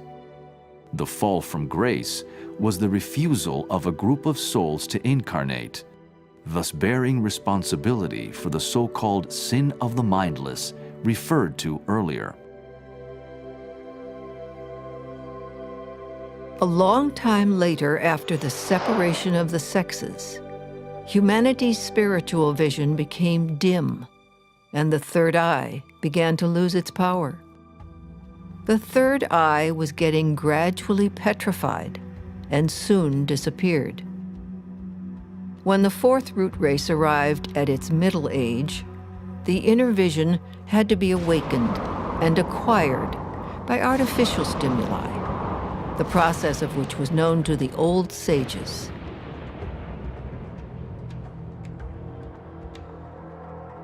The science of initiation was introduced by Shambhala's masters and adepts in order to hasten evolution because our Earth scheme had fallen behind in the previous cycle of the moon chain, deemed a failure. Hence, Earth has 2 major groupings of souls today, those who individualized on the moon and Earth chains respectively. Moon chain souls are far more developed in their mental capacity and to a degree spiritually. However, there is now a rapid acceleration by their Earth chain counterparts in this current 5th root race, the race where the mental principle has reached its apotheosis. It is said that the respective difference between capital and labor and several other conflicts on this planet are expressions of the difference between moon chain and Earth chain souls. Essentially, there are 2 types of souls upon this planet. There are those who evolved in the moon chain evolution, who individualized in the moon chain evolution, and those who individualized in the Earth chain evolution in our civilization we call Lemuria. And the Earth chain evolution is a long way behind the moon chain evolution in terms of mental capacity that has been evolved, but they are rapidly catching up in this fifth root race, which is all about manas or mind. Yet still the moon chain souls are more advanced in many ways in terms of just their soul age, if you like. But it's getting to a point on the planet where there is a synthesis taking place between the earth chain and moon chain evolutions, and this too will take place in the age of Aquarius in the greater 25,000 year cycle, and to a degree in the lesser 2,160 year cycle.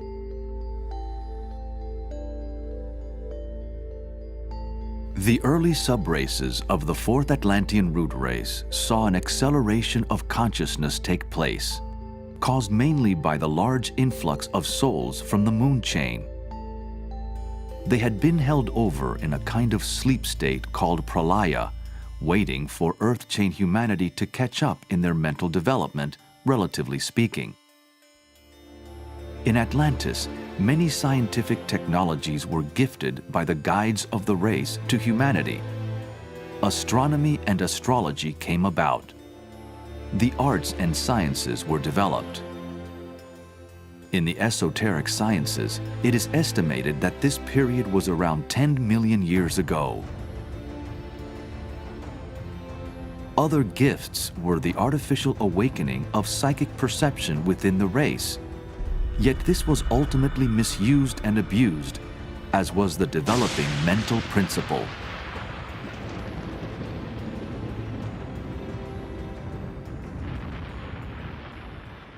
And so for several million years we had the subraces of Lemuria intermingling with the subraces of Atlantis. The first few subraces of Atlantis and the latter subraces of Lemuria. They warred with each other, they interacted with each other, they mated with each other. There was a lot that we don't know about this period. And so the consciousness in Atlantean times was relatively unevolved. They were mainly emotionally or astrally polarized. And so the guides of the race awakened them artificially. They had the third eye factor in their consciousness awakened, and they were able to see psychically. And because they had not developed the mental capacity so much, they were given many gifts of technology by the guides of the race.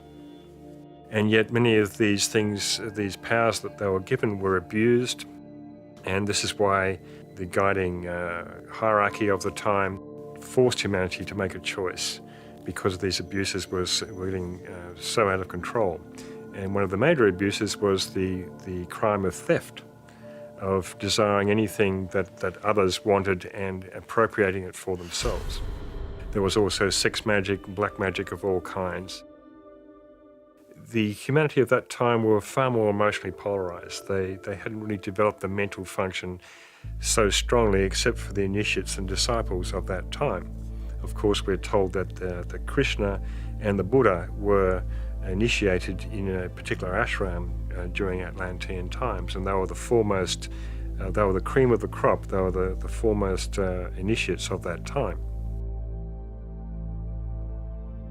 This particular evolution of a certain percentage of disciples from the Atlantean time also forced this cleavage between light and matter, you see. And it represented, in terms of looking at the whole chain or globe period from the greater perspective, the deepest incarnation into matter for the planetary logos at that time. So it was a huge planetary crisis and a kind of initiation of sorts for the planetary logos.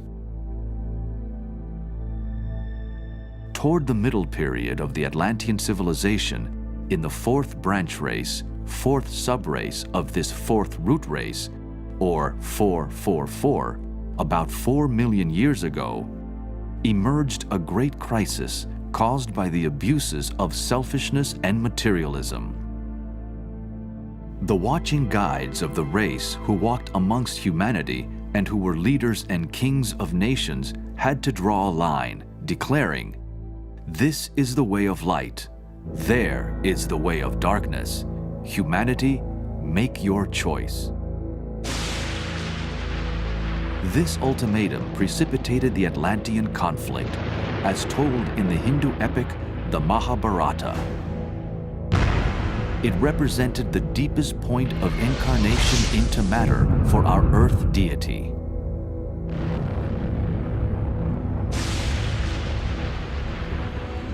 The esoteric doctrine tells us that there was one group composed of Lemurians and Atlanteans who were initiated in the divine doctrine of pure revelation. Yet there was another group who inhabited the lost Atlantis and were born with a sight which embraced all hidden things and was independent of both distance and material obstacle. Their sight was unlimited, and they knew all things at once. They were natural-born mediums who neither struggled nor suffered to obtain their knowledge, nor did they acquire it at the price of any sacrifice. The first group walked in the path of their divine instructors, acquiring their knowledge by degrees, learning at the same time to discern the evil from the good.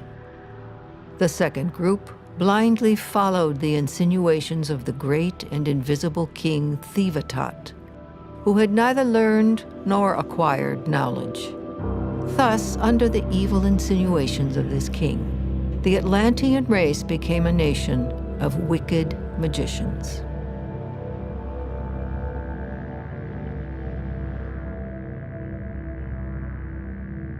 These so-called lords of materiality still have a strong influence on humanity, still immersed in the eternal struggle between light and darkness today.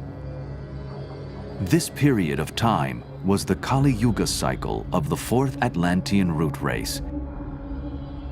The Kali Yuga is the age of death and destruction, and the Atlantean race was giving birth to the next, fifth root race.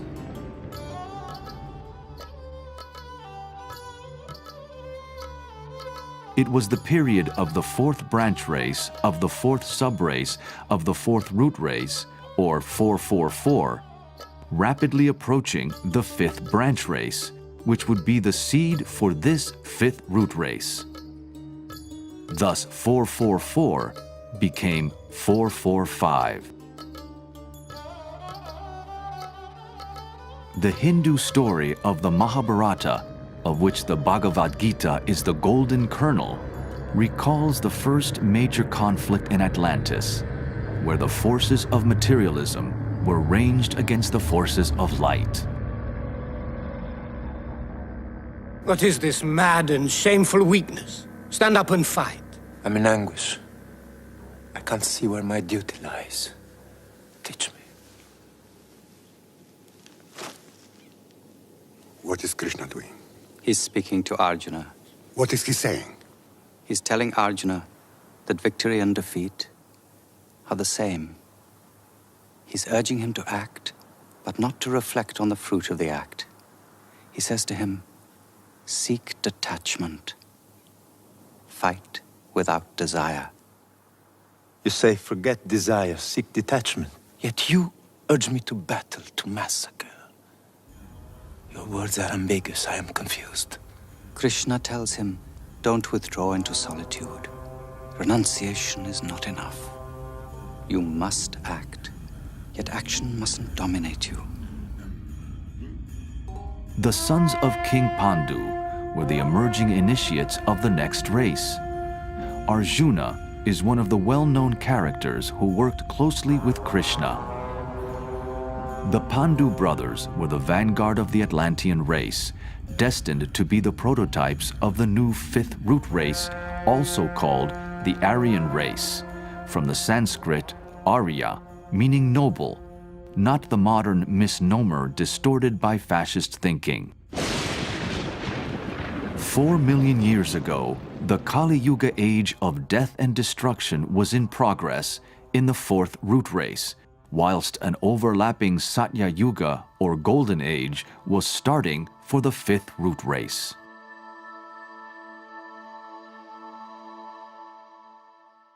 In the heart of action, you must remain free from all attachment. How can I put into practice what you are demanding of me? The mind is capricious, unstable. It's evasive, feverish, turbulent, tenacious. It's It's harder to subdue than taming the wind. You must learn to see with the same eye a mound of earth and a heap of gold, a cow and a sage, a dog and the man who eats the dog. There's another intelligence beyond the mind.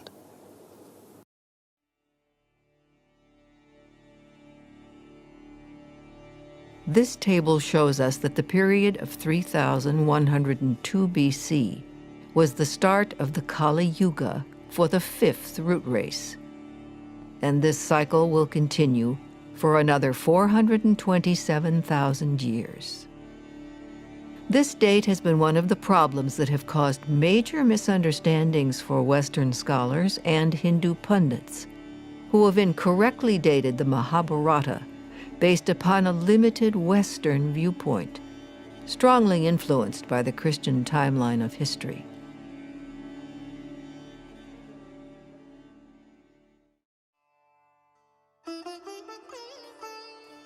Arjuna's brother, Yudhishthira, symbolically opened the Kali Yuga era. He was an actual king who lived in 3102 years BC, but his name is associated with the Great Deluge at the time of the first sinking of Atlantis, around 4 million years ago, just after the finish of the Great War. Hence the confusion, as the esoteric teachings that are woven into the religious traditions are full of blinds and veils to protect the teaching from the profane. Again, because of cultural misconceptions over the centuries in both the East and the West, considering anything outside of several thousand years is a place few have wished to venture. At this critical juncture in the middle of the Atlantean race, initiates were emerging as candidates for the Golden Age or Satya Yuga of the 5th root race. They were in direct conflict with those who wanted to maintain their old ways of materialism, the acquisition of luxury, and the foulest sorceries. The majority of the Atlanteans pursued anything they desired and appropriated it. They were completely immersed in the darkest expression and distortions of their Kali Yuga period. According to the ancient scriptures, part of the Mahabharata war was fought in flying craft known as Vimana, today known as UFOs. This information can be found in the ancient Hindu text, the Vimanika Shastra. That technology, along with the knowledge of pyramid building and solar power, etc., has been in existence for a very long time. They were some of the gifts to the race alluded to earlier. After the war was fought, the first Atlantean flood engulfed the earth, resulting in a large portion of Atlantis sinking entirely beneath the sea. According to the doctrine of the secret sciences, both the war and the flood occurred about 4 million years ago.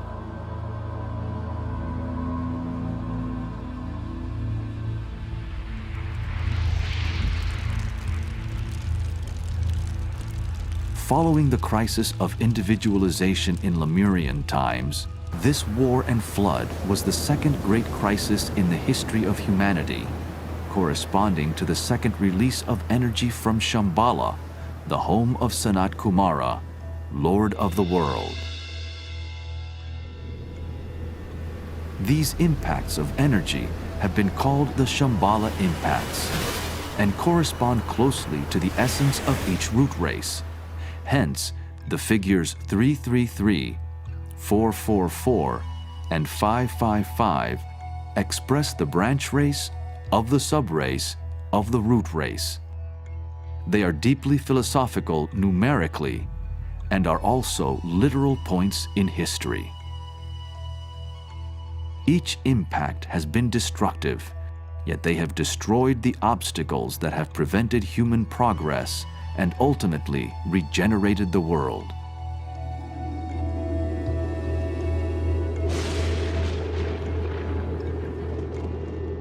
Whenever the history of the universal flood is told, the story of Noah is not very far away. No matter what tradition, or by what name he is called, Nyuha in the Hindu tradition, or Noki in the Andean civilizations, Noah's story is allegorical, deeply symbolic, and literal.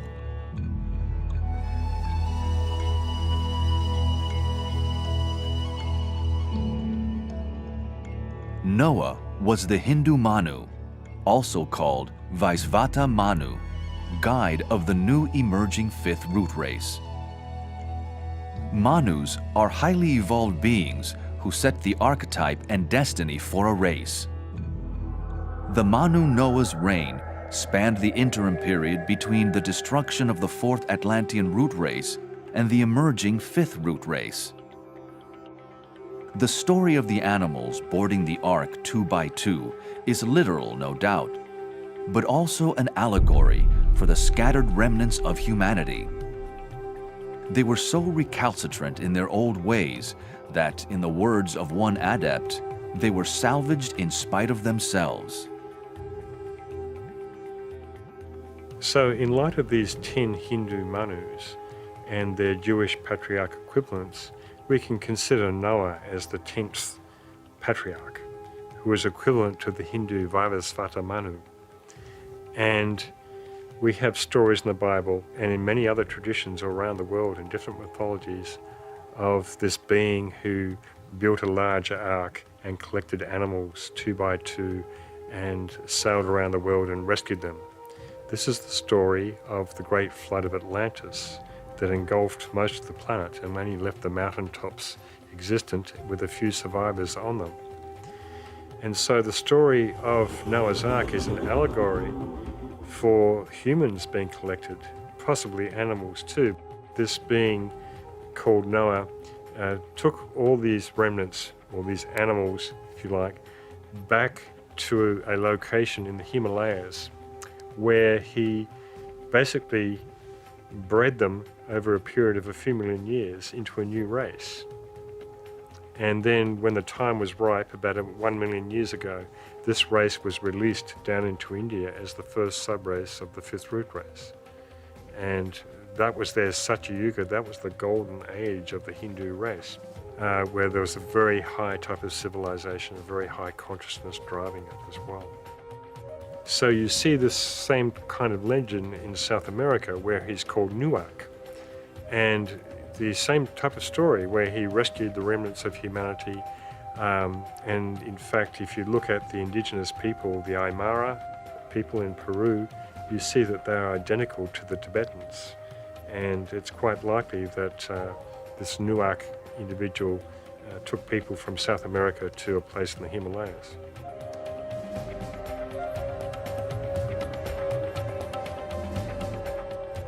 These various subraces and branch races that survived the flood were rescued by Noah on the highest reaches of mountains, where refuge had been found from the extraordinarily high floods that covered the entire planet. Over a period of a few million years, a synthesis of races was created, eventually to become the first Hindu subrace of the fifth root race. This race emerged about 1 million years ago in India.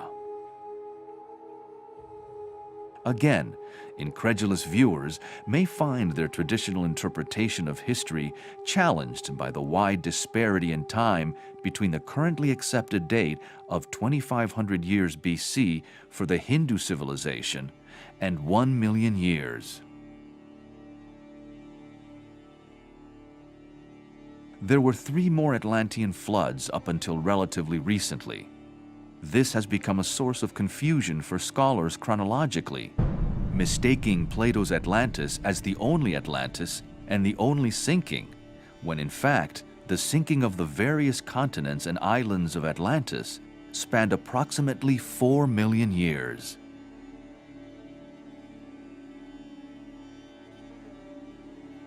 This table depicts the subraces that have emerged during the fifth root race. Note that the Hindu subrace is the first subrace, and hence the cradle of all Western races and nations.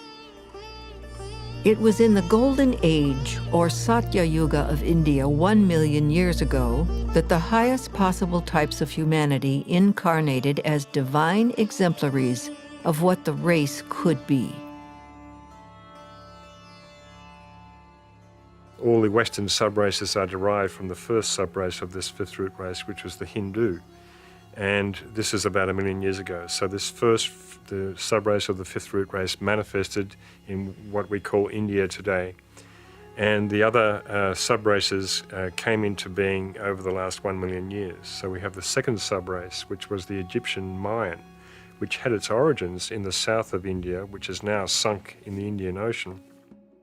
We have the third subrace, which is the Semitic. We have the fourth subrace, which is the Celtic Latin. And we have the fifth subrace, which is the Teutonic, Germanic, Anglo-Saxon.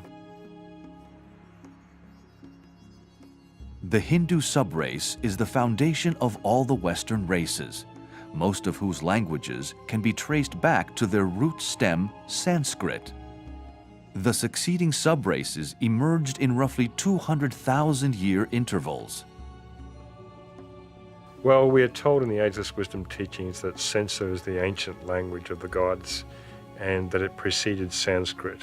And Sanskrit, of course, is the ancient language of the Hindus, so Sansa has to be older, at least older than 1 million years, and was probably the main language of the adepts during Atlantean times. It's a symbolic language, and it is there, still exists in the ethers for us to tap into if we so choose.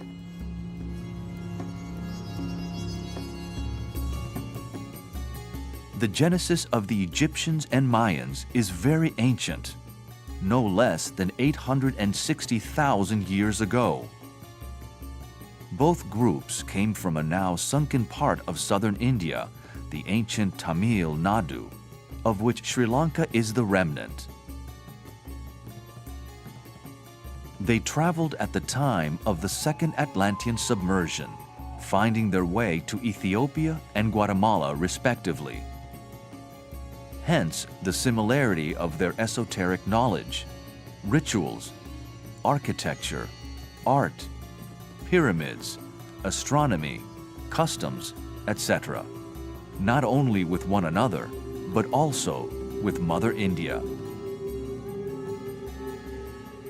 Both groups acted as a bridge between the old Atlantean races and the new fifth root race, though strictly speaking, in consciousness, they were of the fifth root race. Nevertheless, their genesis goes back a long way into Atlantean history.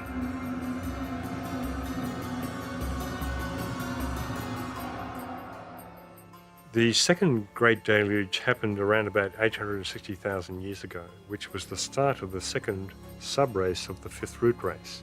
The Egyptians went to what is now known as Ethiopia and gradually worked their way down the Nile over hundreds of thousands of years, and the Mayans went further to Guatemala.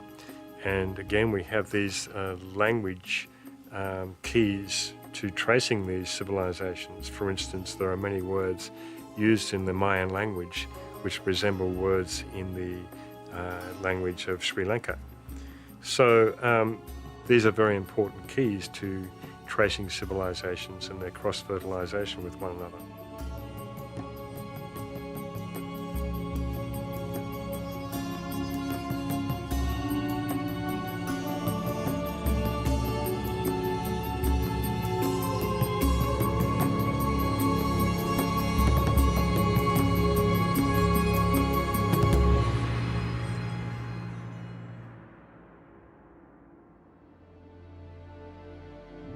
In that second deluge of Atlantis, apparently most of the Atlantean giants met their watery fate. They were wiped off the face of the earth, and a lot of these giants had great magical powers and wreaked a lot of destruction over a long period of time.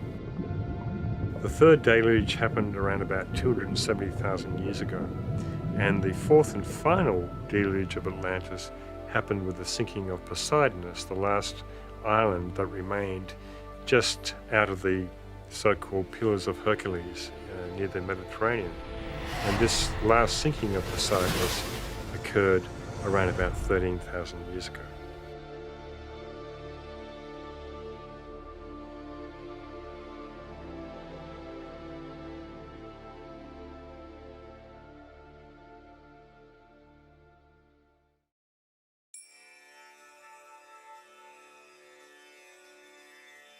This table depicts the 4 major Yuga cycles of this 5th root race, which spans almost 4 million years. The corresponding ages as they were known in Greece are displayed, as well as the durations of these cycles with their respective manus, divine archetypes of the race. Note the being called Asura Maya, intimately associated with the Mayans, and source of the most hidden knowledge regarding astronomy, astrology, and cycles.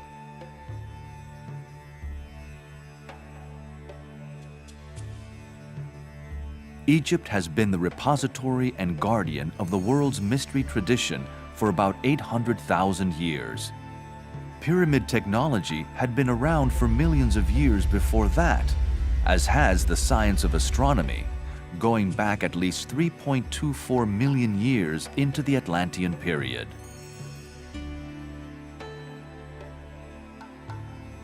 The astronomical records of universal history are said to have had their beginnings in the 3rd subrace of the 4th root race, or the Atlanteans. Ancient knowledge demonstrates that even since the time of the regular establishment of the zodiacal calculations in Egypt, the poles have been thrice inverted. Occult lore states that the poles are inverted every 1,080,000 years. Likewise, other popular subjects of researchers have invaluable clues, such as Stonehenge. Archaic records show the initiates of the 2nd subrace of the 5th root race, moving from one land to the other for the purpose of supervising the building of menhirs and dolmens, of colossal zodiacs in stone. The fact of their crossing from France to Great Britain by land may give an idea of the date when such a journey could have been performed on terra firma.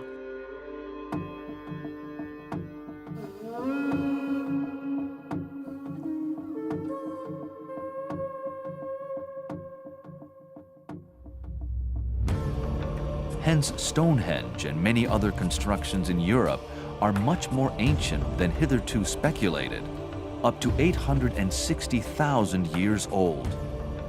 Note also that these enormous structures were erected partly through the brute strength of the giants of that race. Had there been no giants to move about such colossal rocks, there could never have been a Stonehenge, a Karnak in Brittany, France, and other such cyclopean sculptures.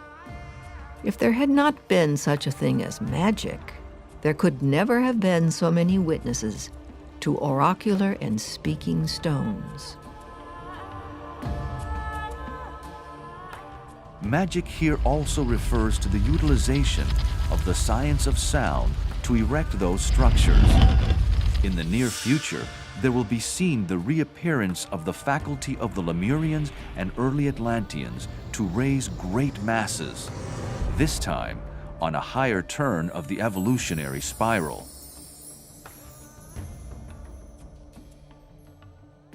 These monuments were raised through the ability of the early builders to create a vacuum through sound, nullifying the force of gravity and utilizing it for their own purposes. This fact is elsewhere corroborated in many parts of the world, where stories abound of priests who used mantrams or harmonious chants to raise huge weights effortlessly. Likewise, the power of sound was used to destroy. In the Christian Bible is the tale of Jericho, a story that has descended to us from Atlantean times. In those days, the use of sound on physical and emotional levels was understood and practiced, being utilized for selfish and materialistic ends in most of the cases. When trumpets were sounded a certain number of times after a rhythmical circuit of the walls of Jericho, those walls collapsed.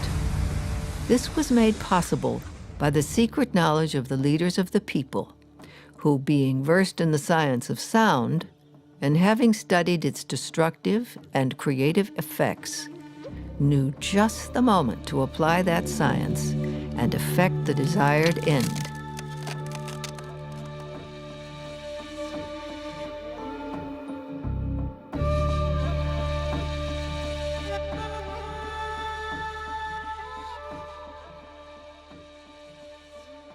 Megalithic sites are very important for tracing the hidden history of humanity and all the civilizations that have come and gone.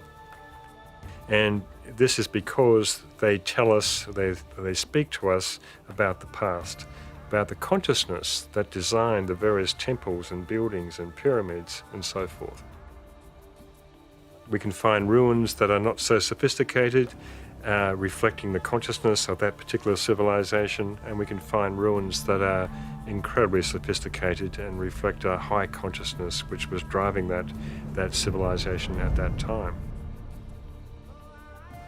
The fact that we have many ruins on top of each other over many, many millions of years makes it very confusing to discern which civilization came first and which was older than the other.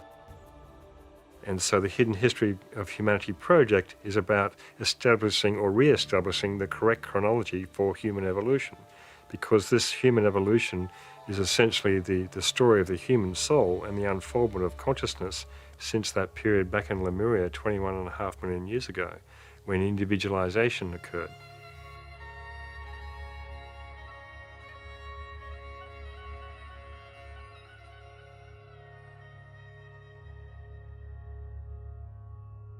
Thus far, the viewer may still be incredulous at these extraordinarily long cycles being discussed here. Consider this. If the precession cycle of 25,920 years was known to the ancients, then they may well have studied and lived through those cycles at least a few times.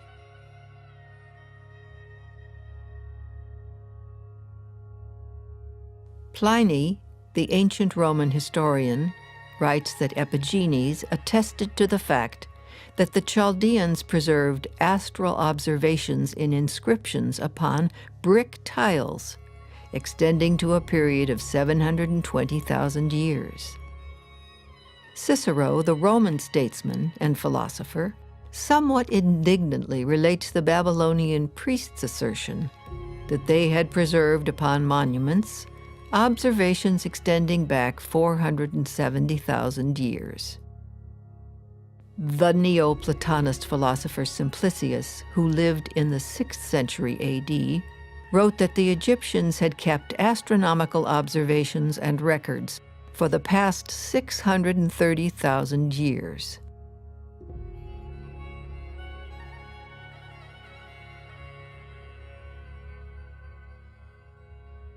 There are numerous examples of these kinds of figures from historians and philosophers like Pythagoras and Plato, who lived in our relatively recent history, but who were in touch with a much greater antiquity.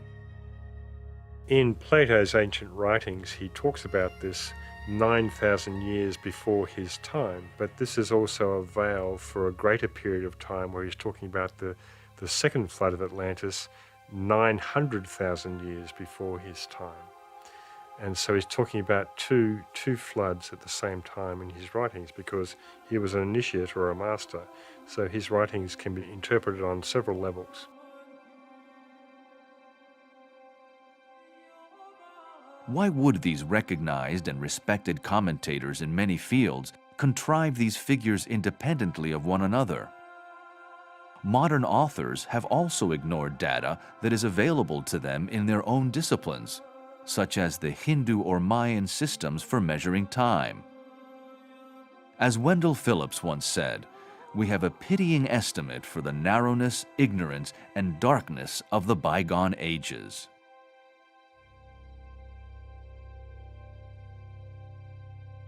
By ignoring the vast cycles of time discussed in the most ancient traditions of the East, mainstream and alternative investigators have arrived at dubious and far-fetched theories of dating history. This has come about through trying to address the disproportionate timescales between the mainstream theory of the dinosaur extinction 65 million years ago and the accepted theory of civilization emerging between 5,000 to 10,000 years ago. Hence, theories such as cataclysmic geology and crust slippage have been put forward over the past 100 years or more. Cataclysmic geology states that the geological timescale has been compressed by cataclysmic events, giving only several thousand years duration instead of the actual millions of years figures. This theory of cataclysmic geology stands in direct opposition to the most commonly held theory of uniformitarianism, the concept that the Earth's surface was shaped by gradual processes such as erosion and by small sudden changes such as earthquakes and floods. Perhaps the truth lays hid in the middle way between these two opposites? Cataclysms come around regularly and cyclically through the rounds, the Manvantaras, the Yugas, and they come destroying with fire or with water or with wind, and they're created by cyclic events that are associated with the sun and the moon's gravitational pull on the earth, and no doubt other factors. Geological cataclysms have come and gone for millennia, shaping the evolution of the Earth. Another middle way solution on the theme of chronology is that infant humanity emerged 20 million years ago, close to the dinosaur extinction. This is verified by teachings of the ageless wisdom. In concurrence with this alternative chronology is the esoteric doctrine's dating of the Cretaceous period at 16 million years ago, bringing discoveries such as fossilized human footprints in Cretaceous rocks into more reasonable contention. In crust slippage theory, the entire outer shell of the Earth moves approximately 2,000 miles like the loose skin of an orange. This theory was based upon the idea of continental drift that posits the existence of an ancient supercontinent called Pangaea or Gondwana land, where all current continents were joined together, gradually drifting apart. The ageless wisdom does not concur with these theories, but asks fair-minded investigators to consider that far older continents may lay hid beneath the ocean floor, whose strata have never been geologically explored. In relation to the cataclysms that occur on the planet, the continents break up and sink, or they are raised from the ocean floor. And this is counter to the current scientific theory of Gondwana land, where we see this one supercontinent, all the continents joined together, then gradually through continental drift, drifting apart and creating the current position of the continents on the planet. Esoterically, this is not so. The continents actually sunk beneath into the Earth's crust and are raised again from the Earth's crust. So as we transition from this fifth root race to the sixth root race, we will see these continents re-emerging from the Earth's crust again and being raised up out of the ocean and creating new continents while other continents sink. Like Lemuria and Atlantis, today's continents have several times been submerged and then reappeared, bearing new groups of humanity and civilizations. Ancient earthquakes, floods, and volcanic eruptions caused continents to sink, just as future geological upheavals will cause those same continents again to disappear and re-emerge. But in the latter's case, not identical to their old forms. The one causal factor that has always been behind these periodical renovations of the Earth has been the varied rotation of the Earth on its axis, caused by the magnetic pull of the Sun and Moon. This has led to decreased velocity of rotation, causing the waters to flow toward the polar lands, submerging them, whilst new lands arise in the middle equatorial regions. Hence, these periodic solar and lunar influences flatten the globe around the equator, making it go down in some places and swell up in others. The swelling runs toward the extremities of the poles, hence new lands arise and old ones are sucked under. Related to the phenomenon of decreased axial rotation are periodic tilts of the Earth's axis that bring on ice ages and floods, creating exterminations of civilizations, flora, and fauna. These are not random occurrences, but as described in the science of cycles, follow a universal pattern that acts at the appointed time in strict accordance and harmony with karmic law.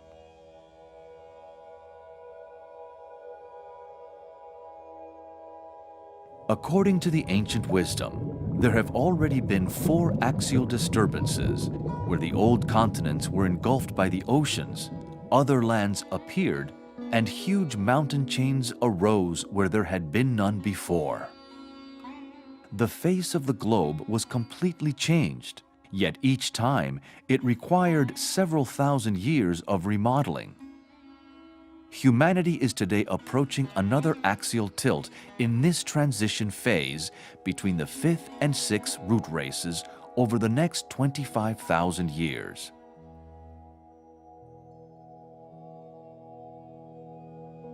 The esoteric doctrine states that another cause of Earth changes belongs to a grand cycle of 1,080,000 years where the planet is subjected to a complete physical revolution, resulting in the poles exchanging places. Today, the Earth is witness to the ending of one of these cycles that will bring on these changes. During this cycle, the poles slowly move toward the equator, whilst the tropical regions with their prolific flora and fauna move toward the poles. This is the reason why there is fossil evidence of tropical plants having existed where the freezing tundra regions are today. At the end of this approximately 1 million year cycle, changes in climate are accompanied by earthquakes and other disturbances, taking about 25,000 years to complete. Today, the magnetic North Pole is moving faster than at any time in human history, currently relocating towards Russia at a rate of about 40 miles a year. Hence, as the magnetic shift and eventual reversal of the poles continues, the physical reversal or flip of the poles will take place at axis tilting intervals in the next 25,000 years. This period will usher in the 6th root race.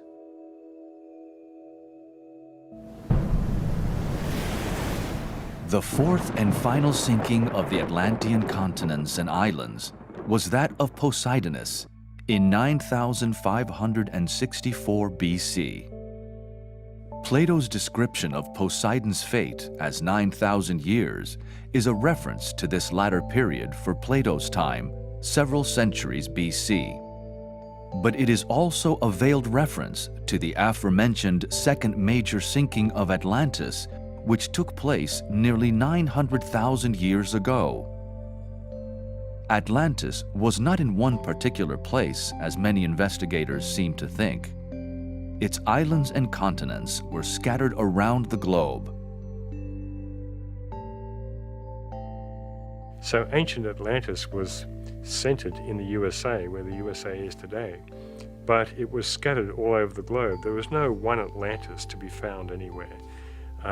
Where many books are written about this, oh, I finally found Atlantis, but the author does not realize that Atlantis comprised many continents in the Atlantic Ocean, south of India, in the Pacific Ocean, and so forth. But we are told in the Ageless Wisdom teachings that the main continent, or the main hub of civilization of Atlantis, was centered in the USA. And so the North American Indians are actually remnants of the latter subraces of the fourth root race, of the Atlantean root race. Indeed, many of their rituals and customs are very similar to the Tibetan rituals and customs, and there have been several books written about this by academics. And so again, we have this connection. You know, there are various theories saying that they came over the land bridge in Alaska and so forth, but it more than likely has its origin with Noah and the ferrying of survivors to different parts of the world.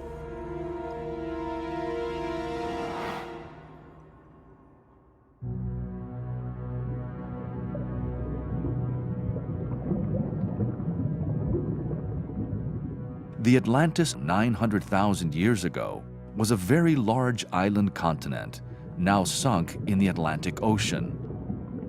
Plato's description of an Atlantean city was a generic blueprint for many Atlantean cities, the remains of which have been discovered in several locations in South America and elsewhere. And so the sub-races of the fifth root race evolved over the past 1 million years, warring incessantly with the remaining sub-races of the Atlanteans. The Manu for the third sub-race of the fifth root race was Abraham, founding father of the Jewish, Arab, and Afghani peoples. One character in Abraham's story was Ishmael, who represented the troublemaking capacity of the Atlantean consciousness. Note that the three major root races elapsed thus far, and the crises of humanity are reflected in the numerals 333, 444, and 555, depicting branch race, subrace, and root race. The three periods in this table represent the three initiations or expansions of consciousness, representing control over the physical, emotional, and mental bodies respectively throughout the elapsed three root races. They also represent three releases of intense spiritual power from the crown chakra of the world, Shambhala. Today, in Earth's crisis, it is entering the sixth branch race of the fifth subrace of the fifth root race. The sixth branch race is the seed for the coming sixth subrace, which will be the seed for the sixth root race, eventually based in South America over the next 25,000 years.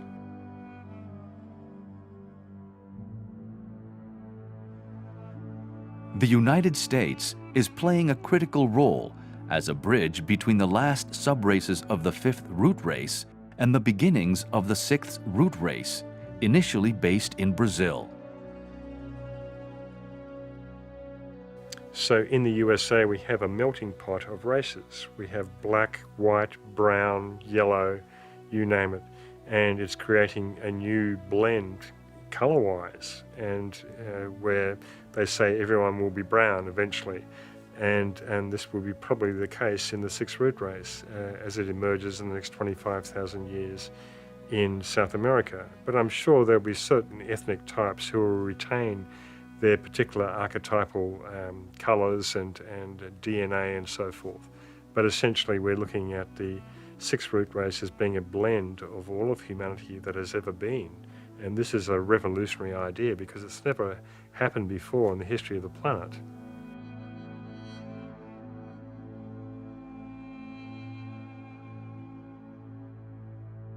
The sixth root race returns to the middle of South America, where the old power spots are gradually reawakening. The fifth root race is in its Kali Yuga cycle, just as the Kali Yuga was active in the previous cycle in Atlantis. As mentioned previously, This confusion of the Kali Yugas of the fourth and fifth root races led to major errors in chronology. It is said that ultimately, the fifth root race will be destroyed by fire, through volcanoes and earthquakes, just as the Atlantean race was destroyed by water.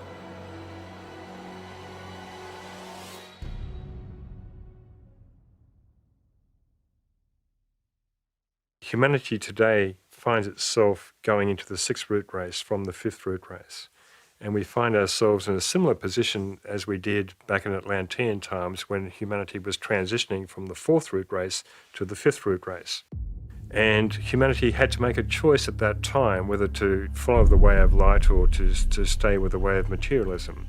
And this brought on the Great War at that time. And we find ourselves in a similar position today as we move into the sixth root race and with all the same type of challenges for humanity to discern.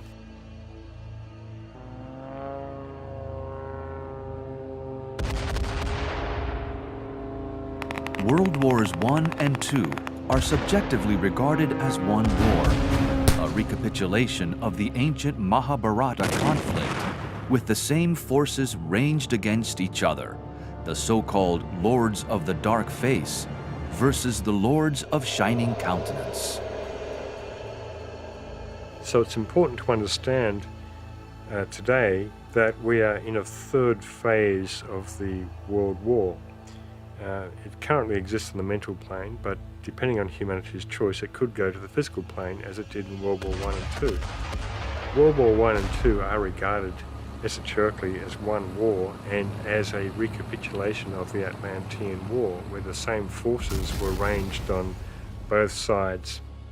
And this time, in World War I and II, the forces of light triumphed. The door where evil dwells, quote unquote, was sealed. But in the last 70 years since World War II, that door has drifted ajar somewhat, and the forces of materialism have refined and consolidated their position even more. So now we have this third phase of the World War that is raging upon the mental plane in terms of the world of ideas, ideologies, and so forth. And it is through conferencing, communications, politically, culturally, and so forth, that will bring about a resolution of this problem.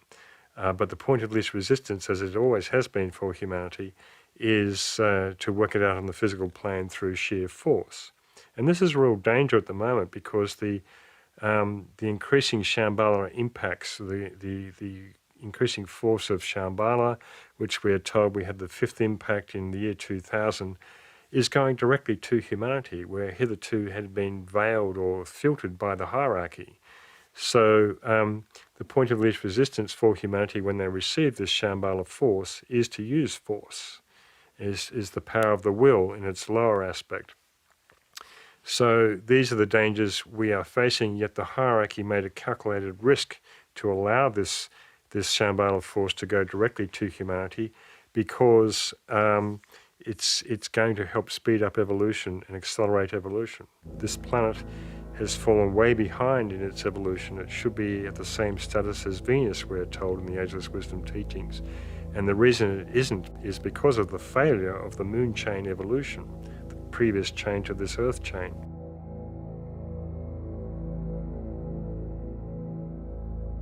It is interesting to note also that the lost Atlantean technologies are starting to re-emerge once more in this day and age. Also, since World War II, UFOs have been very prominent. Hence, the world is only just emerging from this recapitulation period. It is now upon the upward swing of the pendulum, from the middle period of the root races, but also the halfway mark of the entire planetary scheme. The war between these opposing forces of materiality and light still rages upon the mental plane, as humanity finds its way through the darkness before the dawn, toward the approaching Aquarian cycle, reminding us of William Blake's immortal words, "I will not cease from mental fight, nor shall my sword sleep in my hand."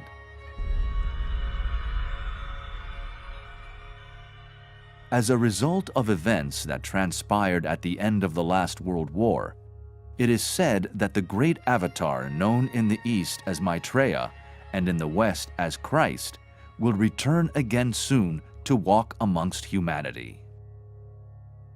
The hierarchy have planned to externalize amongst humanity once again for the first time in about 3 or 4 million years. So we are really living in extraordinary times. The forces of materialism know this, are aware of this fact, and are fighting tooth and nail to keep the status quo the way it is, so that the forces of light do not manifest. So we are really emerging from a period of control by the forces of materialism, despite the fact that many thousands of people have reached liberation since that time. But overall, the planet has been in control by those forces.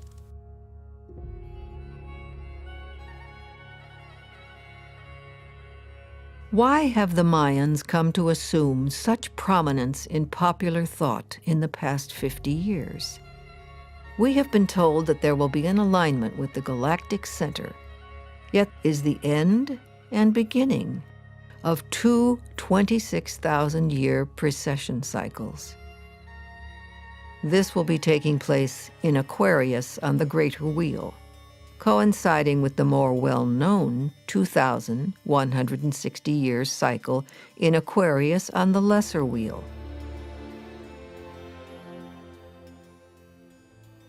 Hence, we are in a time of unique opportunity.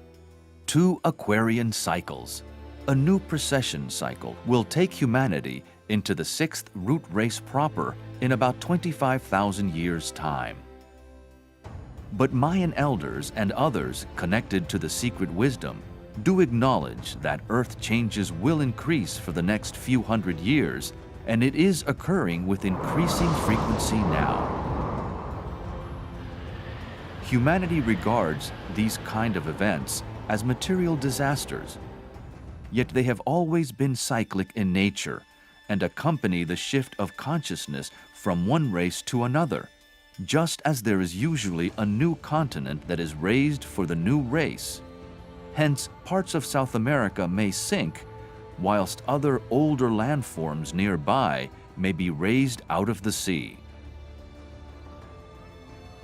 The Mayan tradition points the way to South America and its role for a reawakened Shambhala, from where the Ancient of Days or the Lord of the World will resume his watch for the 6th root race.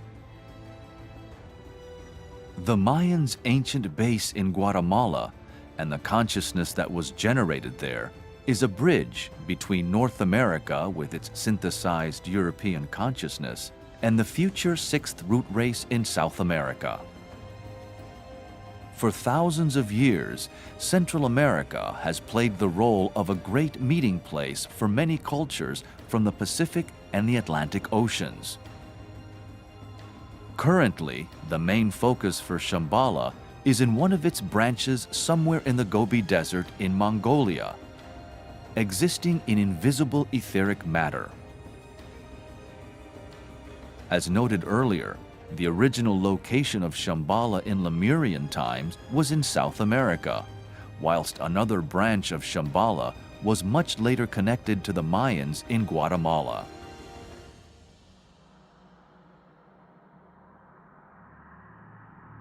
Hence, a full circle cycle approaches, where the focus of this planetary crown chakra we call Shambhala will shift to South America once more. Occult lore states that during this period, Britain will sink entirely, whilst a large chunk of California will disappear.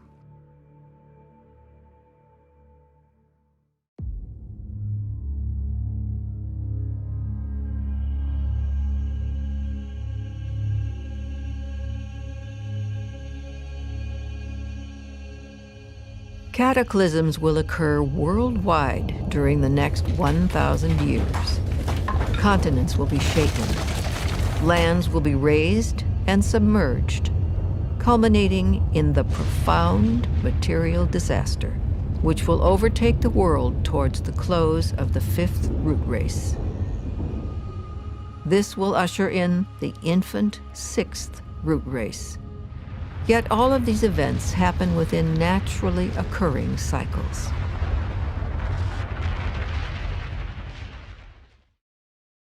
The elevation and subsidence of continents is always in progress. The whole coast of South America has been raised up 10 to 15 feet. The British Islands have been 4 times sunk beneath the ocean, and subsequently raised again and peopled. Within the last 5,000 or 6,000 years, the shores of Sweden, Denmark, and Norway have risen from 200 to 600 feet. In Scotland, there are raised beaches with outlying stacks and skerries surmounting the shore, now eroded by waves. The north of Europe is still rising from the sea, and South America presents the phenomenon of raised beaches of over 1,000 miles in length, now at a height varying from 100 to 1,300 feet above sea level.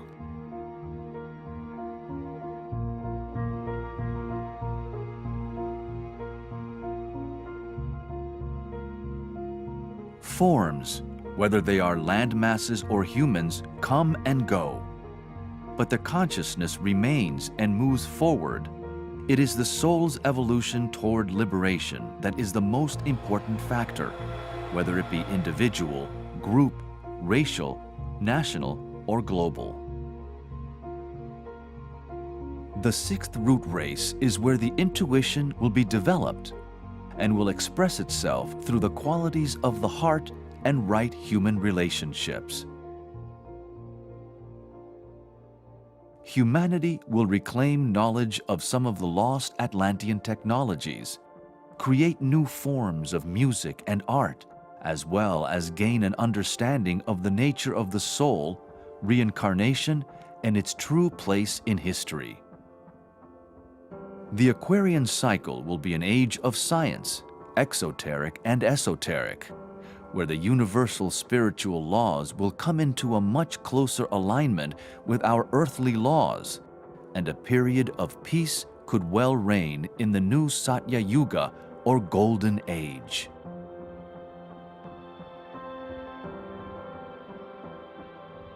The 6th subrace represents a synthesis of all Western and Eastern races, particularly in the USA. Note in the triangle diagram that one common denominator is the energy of the 2nd ray of love wisdom as the soul ray of Britain and the USA and the personality ray of Brazil. In the coming race, it will not only be the intuition or Buddhic consciousness that will be the evolutionary goal, but the expression of the loving heart.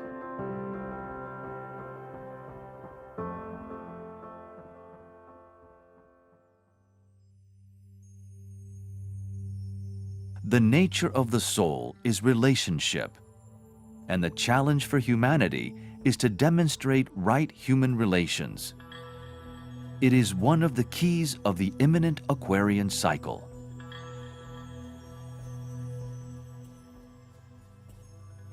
So again, just to restate, the reason for this Hidden History of Humanity project is to recalibrate chronology, to recalibrate world history, to reset the correct chronology for the unfoldment of human consciousness throughout the root races and into the present day and into the future, and to really know the story of the human soul, the unfoldment of consciousness from that individualization period back in Lemurian times through the Atlantean root races and all the karma that was created and is being worked out today. This can only be an empowering factor for humanity to help guide it into the new 6th root race which is emerging.